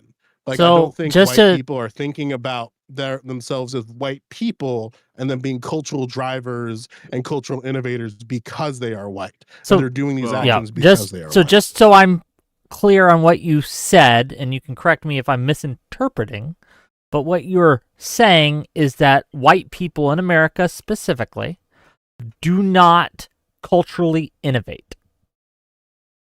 Or they're not, yeah. But like, and if you For think the they purpose do of being culturally, what they're not like. That's this not is racist my- at all whatsoever. They're not for moving the- culture in any direction. They're just What industries are we talking about? but Is this strictly writing, or is this like filmmaking and video game development too? I'm That's my using question. writing as the example as because a proxy for everything else. no, Yeah, not that's- not yeah. at all. Not at all. I'm using And you need to clarify because So be fucking specific. What are you not talking about? Bro, it's looking real bad for blacks. It's looking real fucking bad for blacks. I'm to the sorry. person who said blacks. the You guys fuck are does that really mean? fucking I mean, y'all misbehaving. What I'm is this, a sorry. contest? He doesn't speak No, It's let looking really fucking bad. I don't Let- like Joe's racism any more Hold than on. yours. So actions. okay, so Hold on, here's what so I'm here's hearing- the hold on, so what I'm Ash, hearing let is- Joe clarify. Let Joe clarify. Give him a chance to clarify what he So, means. well, I'll ask Ash directly because this is what I have observed. So if you think that white people are driving a particular culture, my question to you then is, what is... No, my question to you is the question that was already just asked of you, motherfucker. Which ones are you talking about? Which industries? You said not just writing, it's just an example. Can you name anything Culturally, else? so. Hollywood. Can you give us like a Hollywood. grouping that we could use? Okay, thank Hollywood. you. That's a Media. perfectly acceptable I answer. don't think Thank you. anybody's It's going to very argue easy, see? that like Hollywood's Joe- fucking shit right now, but I don't know. I bristle with the idea. No, I saw that Avatar because- last night. There's a racist guy with a tall blue indigenous wife. I thought it was So, No, excellent. Joe, first of I'm all, trying to the tease. second movie. Yeah. Joe, first of all, I caught that half giggle after you said white culture. I caught it. You snorted a little bit. No, Second, it's I Because he think likes you it so also- much. snorted. Yeah, Yeah, you can I'm hear the teasing. disdain. This is I usually start with the don't- tease and then get Oh, serious. sure. You That's also, good. I'm so you- confused, but anyway, go it's for okay. it. Don't worry. I don't think we should Secondly, litigate I- a fucking. you chuckle. sort of exactly. You sort of like I didn't finish, but you maybe started to agree that like they're not like, as I described in my little rant at the start where Wick gave me my time. They're not like, I'm white, this is my culture, I'm doing it for it. Correct. And there's no like solid binding cultural paste between that. Yeah. It's more like they're contributing to culture, but it's not white culture. It's largely American culture, but it's through different avenues. It's not through this zeitgeist of whiteness. Let me ask a question kind real of- quick. Let me ask Sure. a question. Do you consider Star Wars to be a culturally relevant force in America? Sure. Force. Sure.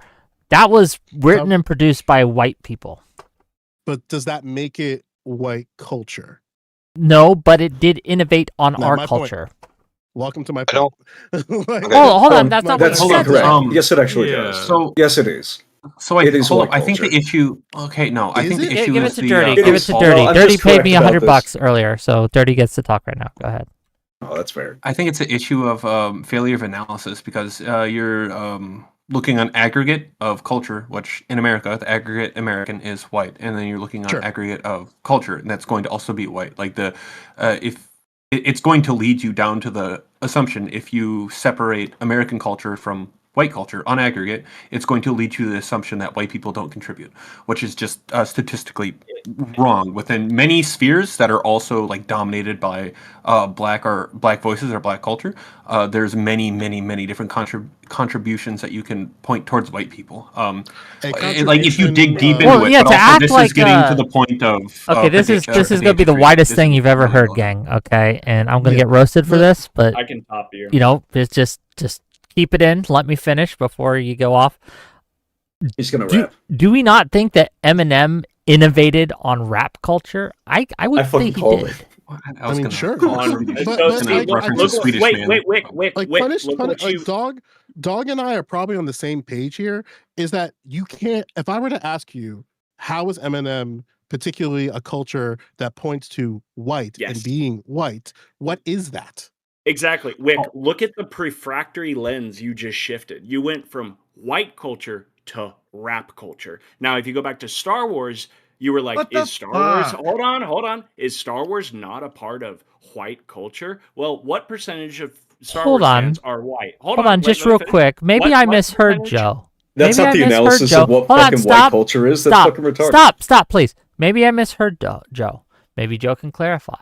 But I heard Joe say that white people do not contribute in an innovative way to culture in America.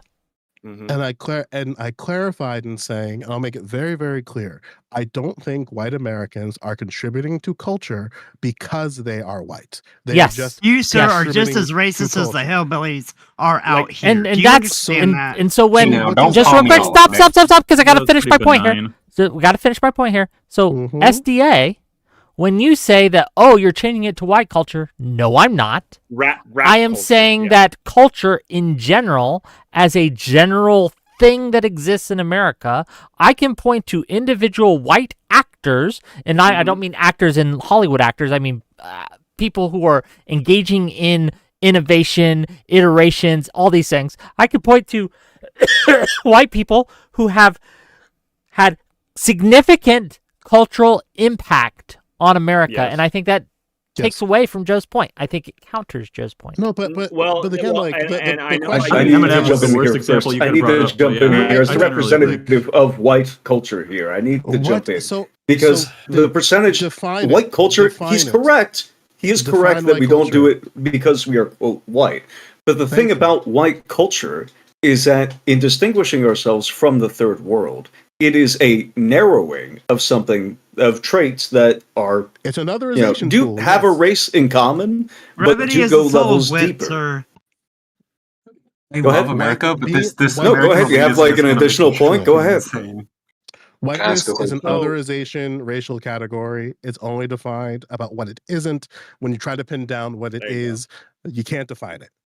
Unless you can define what white is. I'm white. This is white. Yes, but you're... No, I am white. I said it was narrower. The principles of Americanism... Americanism wasn't a rejection of whiteness. It wasn't open to the entire fucking planet.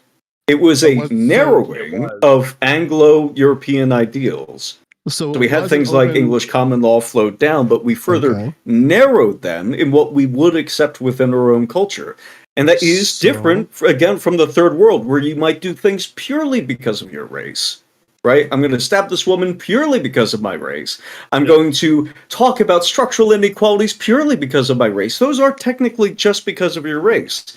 But because, like, when it comes to Americans, we just have a more multi-factor approach to things, but that is downstream. I agree with you.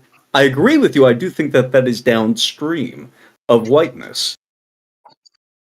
Can I? What do you think? But you're making a category error. I want to hear from Psychor. I want to hear from Psychor right now. He's like, trying to bite in. I do. Sure. Yeah. I gotta leave in a little bit, so I probably won't take too much of your time. But this like preoccupation with whether like white culture is affecting the current zeitgeist. It seems kind of, I don't know. It feels kind of silly? like a misfire. Yeah, it just feels like a misfire because like white people don't have like a shared like history of oppression in America like black people can like calcify around. So it seems like white culture is just kind of, in this circumstance, it just seems a little synonymous with just American culture because like I said, like white people typically don't make movies and like music like with their like white identity in mind, you know. So it just seems like it seems strange to bring yeah, I know. That's it very does seem true. like that. Which is we're gonna have a buddy cop comedy. We're gonna have a TV show about police officers who are stereotyping people and getting it right, but they have to like invent other means of going around. It's like, all right, we looked at the obvious criminal in the room. We know he did it. We're just really, really damn sure, but we don't have all the evidence yet. We're going to spend the next 3 episodes trying to figure out how to like get around it. Every cop show ever. Ash, kind of like Psyche, I have a direct question for you. Who's the fucking obvious criminal in the room? Do you want to answer that question right now? Let's go. Who's wearing the hoodie? He's fleecing us. Oh shit! You got shit. Yo. Reversal! Okay. Oh no! True. He's stealing our money. Dude, he's accepting bribes. I am accepting bribes. In the next person who gives me $100, I will kick off whoever you like. Go ahead. Wick, I wanted to address 2 things. One, you keep saying or pointing at yourself and saying, "I'm white." I am white. Like, is it really the capital WHYTE? Yes. Like, I am you like capital W white. am white? I'm not saying like I'm white national. No. Whatever. Yeah. Okay, I'm not a nationalist. I hate nationalism. Yeah, I know. Yeah, but like going through your everyday life, you're not saying like, I'm a white guy. What do white guys do? White guys do this. You're like, That's what I do. No, I'm just kidding. I'm Wick. I'm filling out this piece of paper. It's asking me my race. I'm probably white. Whatever. Right? That's no like probably. I definitely am white. It's just sure. Yeah. No. I'm talking about your level of engagement with that idea. Okay, so when it comes SDA, to my level of engagement operates in of their my life skin on that color, the only time I engage with my skin color is when it's required of me by other people. Who am I kicking off, Dirty D's? I'm kicking off myself. We can end the panel if you like. No, I'm fucking with you. Okay, but thank you for the $100. I do appreciate you. Merry Christmas to you, motherfucker. Okay. I think that, however, that is the epitome of white culture, is not having to deal with your skin color. as But in a that normal culture That's then? more like Yeah, white individualism Yeah, I'd is a absolutely culture, agree with that. and it is white. Guess what? I don't It's know. white. Yeah. No, Go. but say, no, like, no. look, I would Vic, disagree. I highly disagree. There's Individualism parts is of Black culture that are 100. incredibly Can I finish my individualistic. Of direct- course you and, disagree. finish your direct no, question, please. So when you were talking about Star Wars, you were like, "Is that not white culture?" And No, I'm like, that's not what I No. said though. I said, Okay, is that okay, not clarify. The other guy said it. culture? Is that not? That is culture. Yes. Yes. And Yes. if someone, yes, go ahead. And You so have anything? Okay. that's my point. When Joe says white people don't innovate on culture, We my clarify. counter to that was, no, we have this white guy who told a white writer who made a story that was significantly culturally impactful. Not just To be fair, you're in bringing America, up like the worst examples but of like worldwide. quote unquote white culture because like Star Wars kind of sucks now, right? And fucking Oh, come on. Well, the Okay. Come cultural, on, hold don't on, do that that. may That's be just true. derailing the Wait, let me jump in here. historical impact of Star Wars That is may not be to be true understated. about Star Wars, but this came right after like Apocalypse Now, and more or less George Lucas was trying to force the same messaging into or convey the same messages artfully within those two movies, like exactly that were identical. Right, it's his commentary on adventurism and war and Apocalypse. the No, impact. I have a real quick question, clarifying question. Apocalypse Now, the anti-Vietnam War one. Yeah. It was more than that. Yeah, completely different messaging. I don't know how the fuck you got there. Hold on, They're just no. completely different. I'll look. Hold on. Stop. Listen, I Stop. get that it's Stop. right. No, I'm Stop. going to answer that question. I'm going to answer that question. Stop. I know Stop. that just Stop. briefly. Stop. Please, you have to let me answer Stop. that question. No, I don't. Don't be so Here's funny. the deal. Give him The original Star Wars, okay, Yes. was Boring. an indictment on imperialism during the Vietnam War. So the rebels were fighting the Imperials, and that was an allegory for the Vietnam War. Wait, can I ask Thank a you. question of you? You may.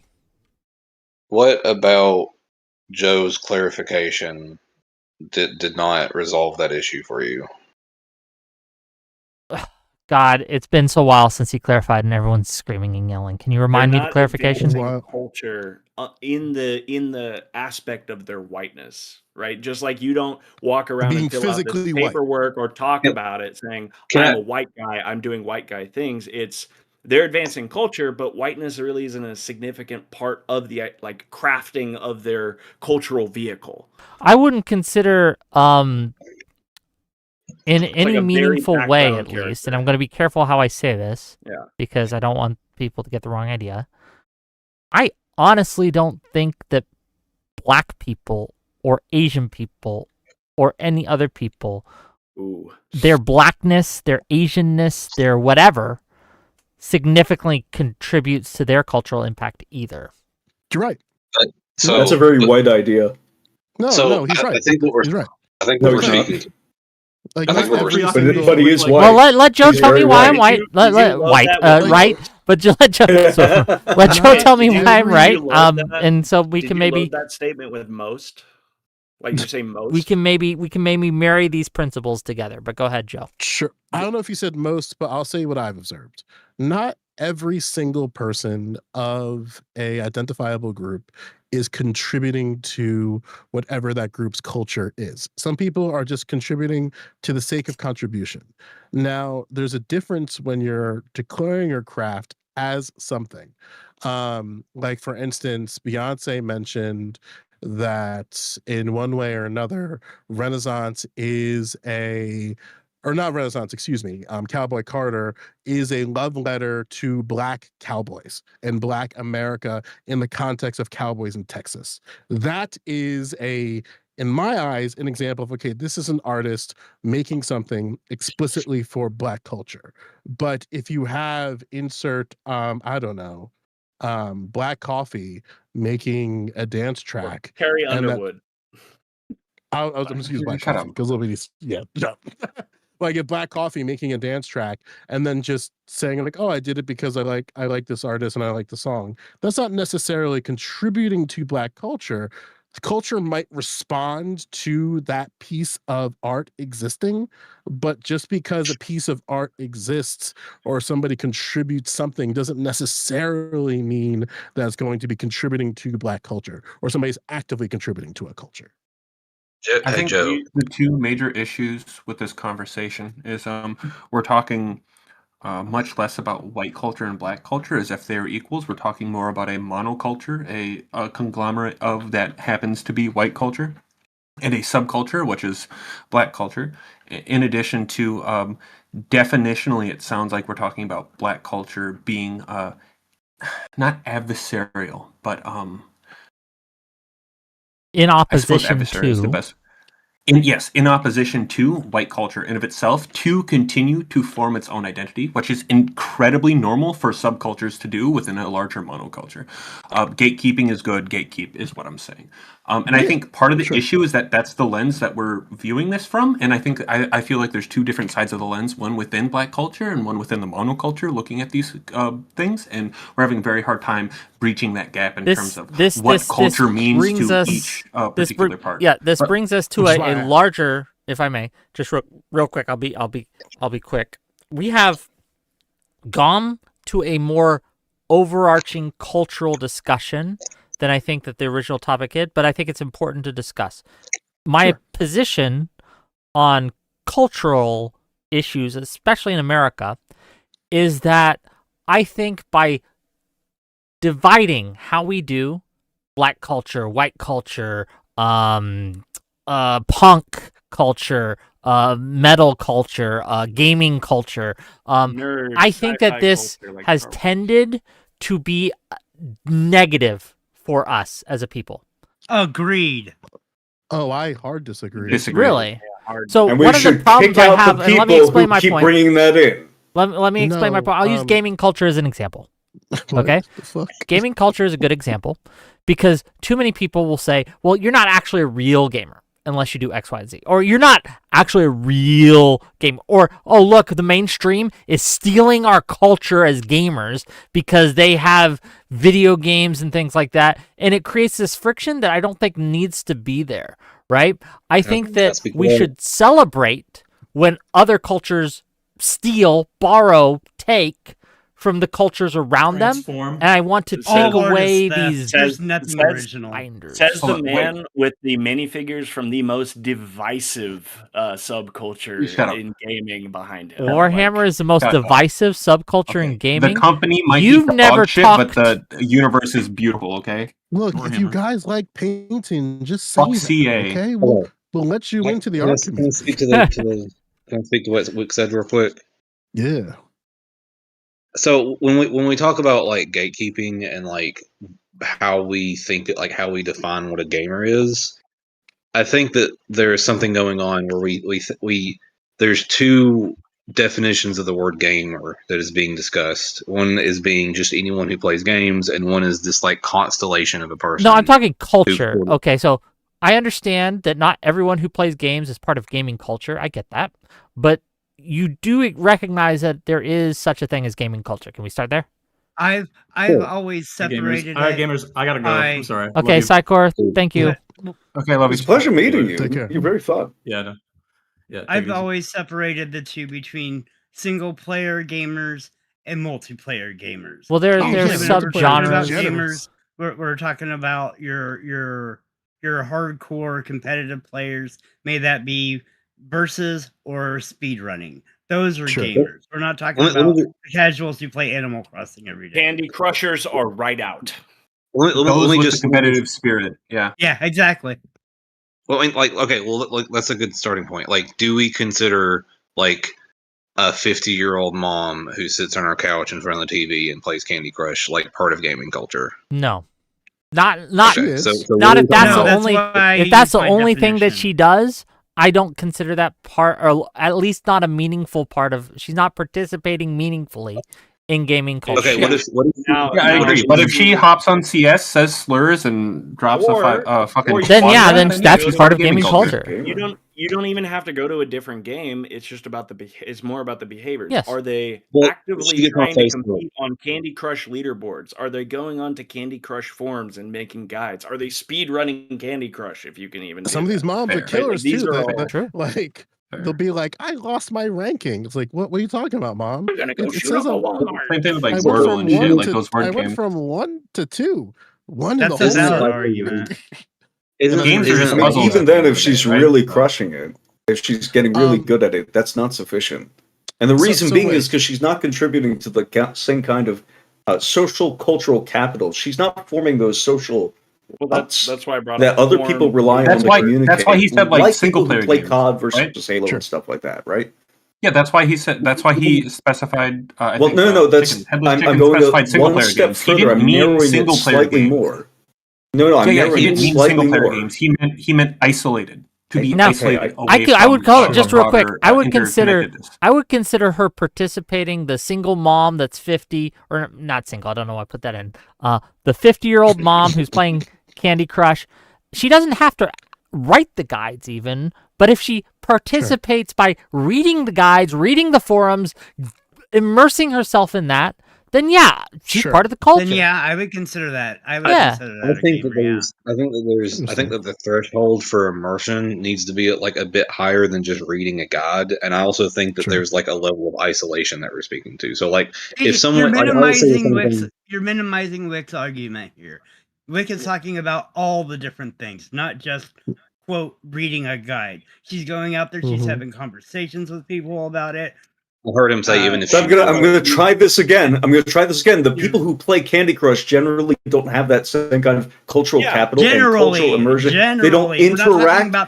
No. Let me just finish for a second before you assume what I'm going to say, because it's going to be different. That's why I'm trying it again, because you got it wrong. You predicted wrong last time.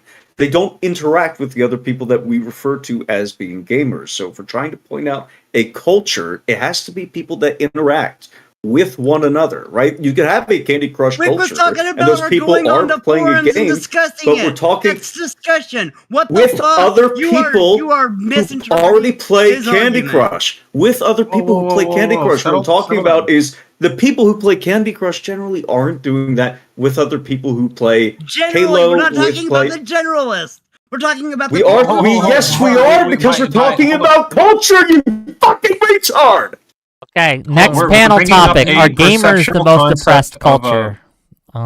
Yes, true. We're talking about social constructs that goes to the general.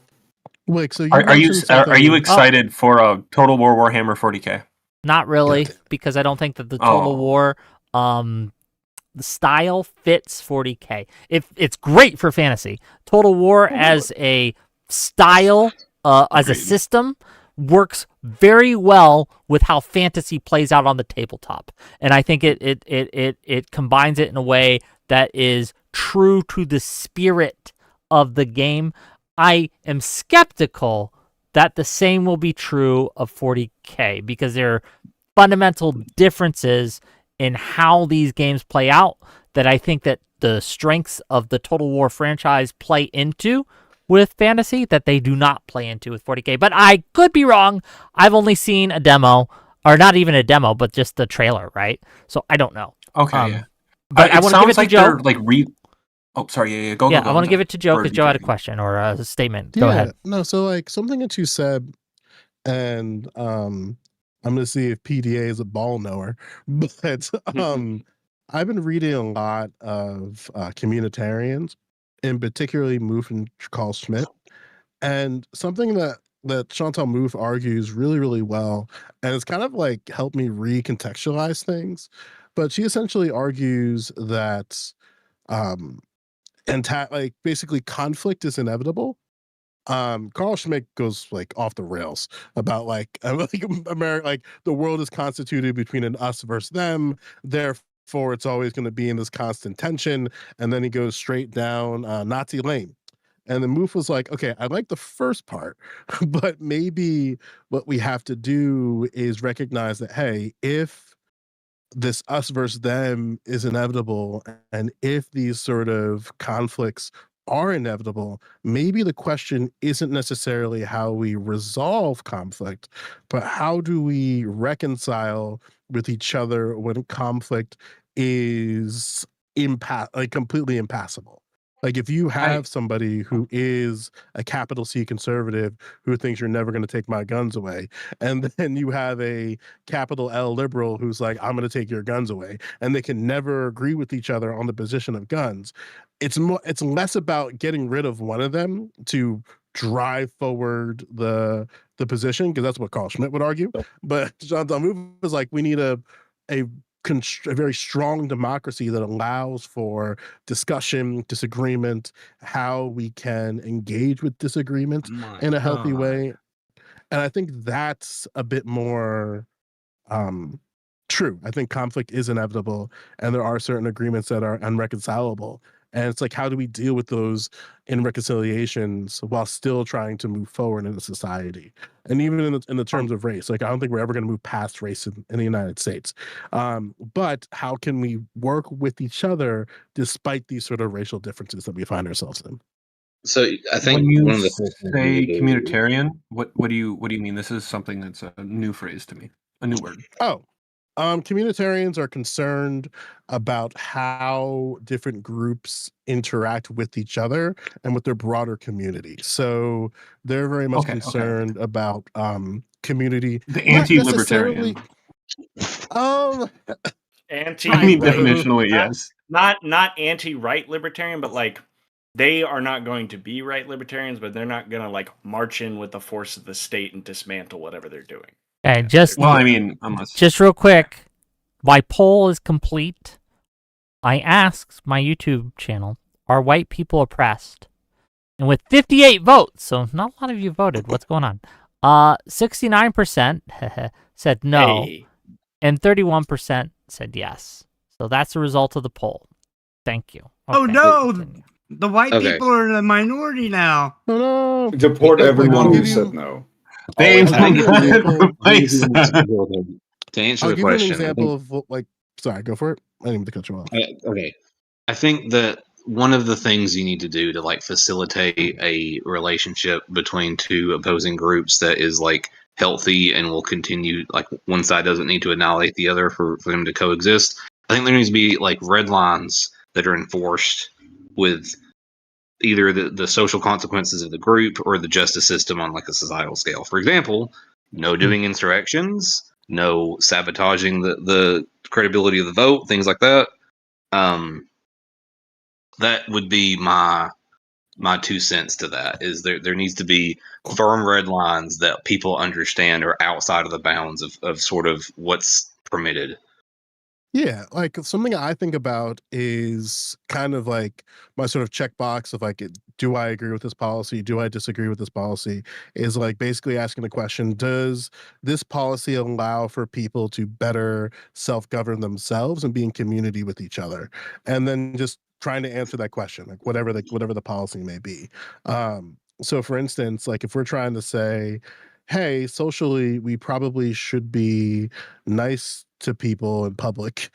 And like, okay, why is that a good thing? Well, people, I think, generally feel like, hey, if I'm in public, I don't want to be like called an asshole for no like reason, or be treated like an asshole for no reason. And it's like, okay, does this need to be like, do we need a law for that? And in most cases, I think you would say no. And then you have that one dude in the back of like, I'm gonna say it. I'm gonna say the word. And it's like, okay, maybe we need to. I did say it, asshole. Maybe we need to do something about those individuals, but make it very, very curtailed to the problem that we're observing. Like, for example, I think that it's absolutely reasonable to say that burning a cross in your yard should be something that is disallowed by law. I think it's a totally reasonable line to have. And now the question is, like, what do we do if somebody violates that? And that can come with a bunch of different answers.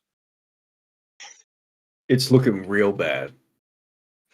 Wick, do you mind it's if looking I real give fucking bad. Wick, do you mind if I give a quick overall and then head out?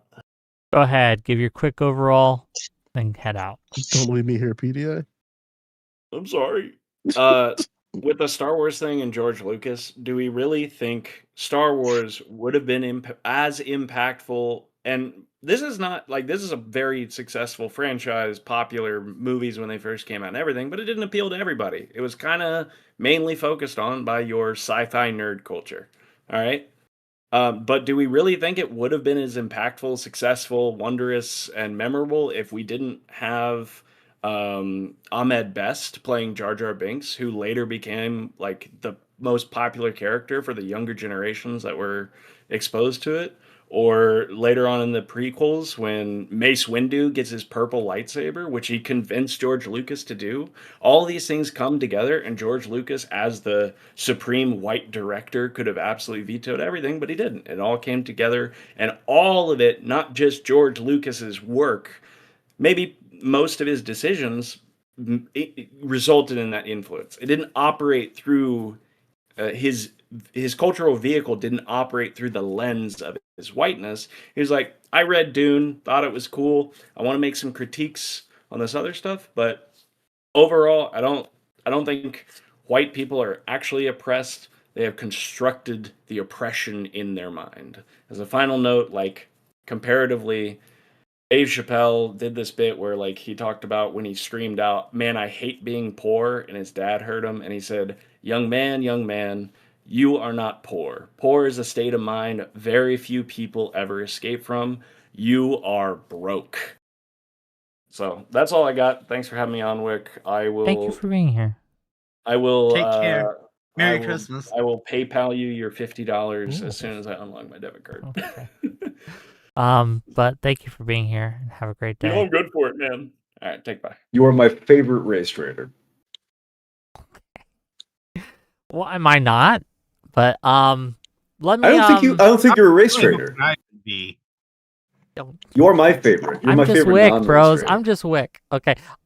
We are kind of getting a little late in the day. It is coming to the time to say goodbye. So let me tell you what I got coming up, gang.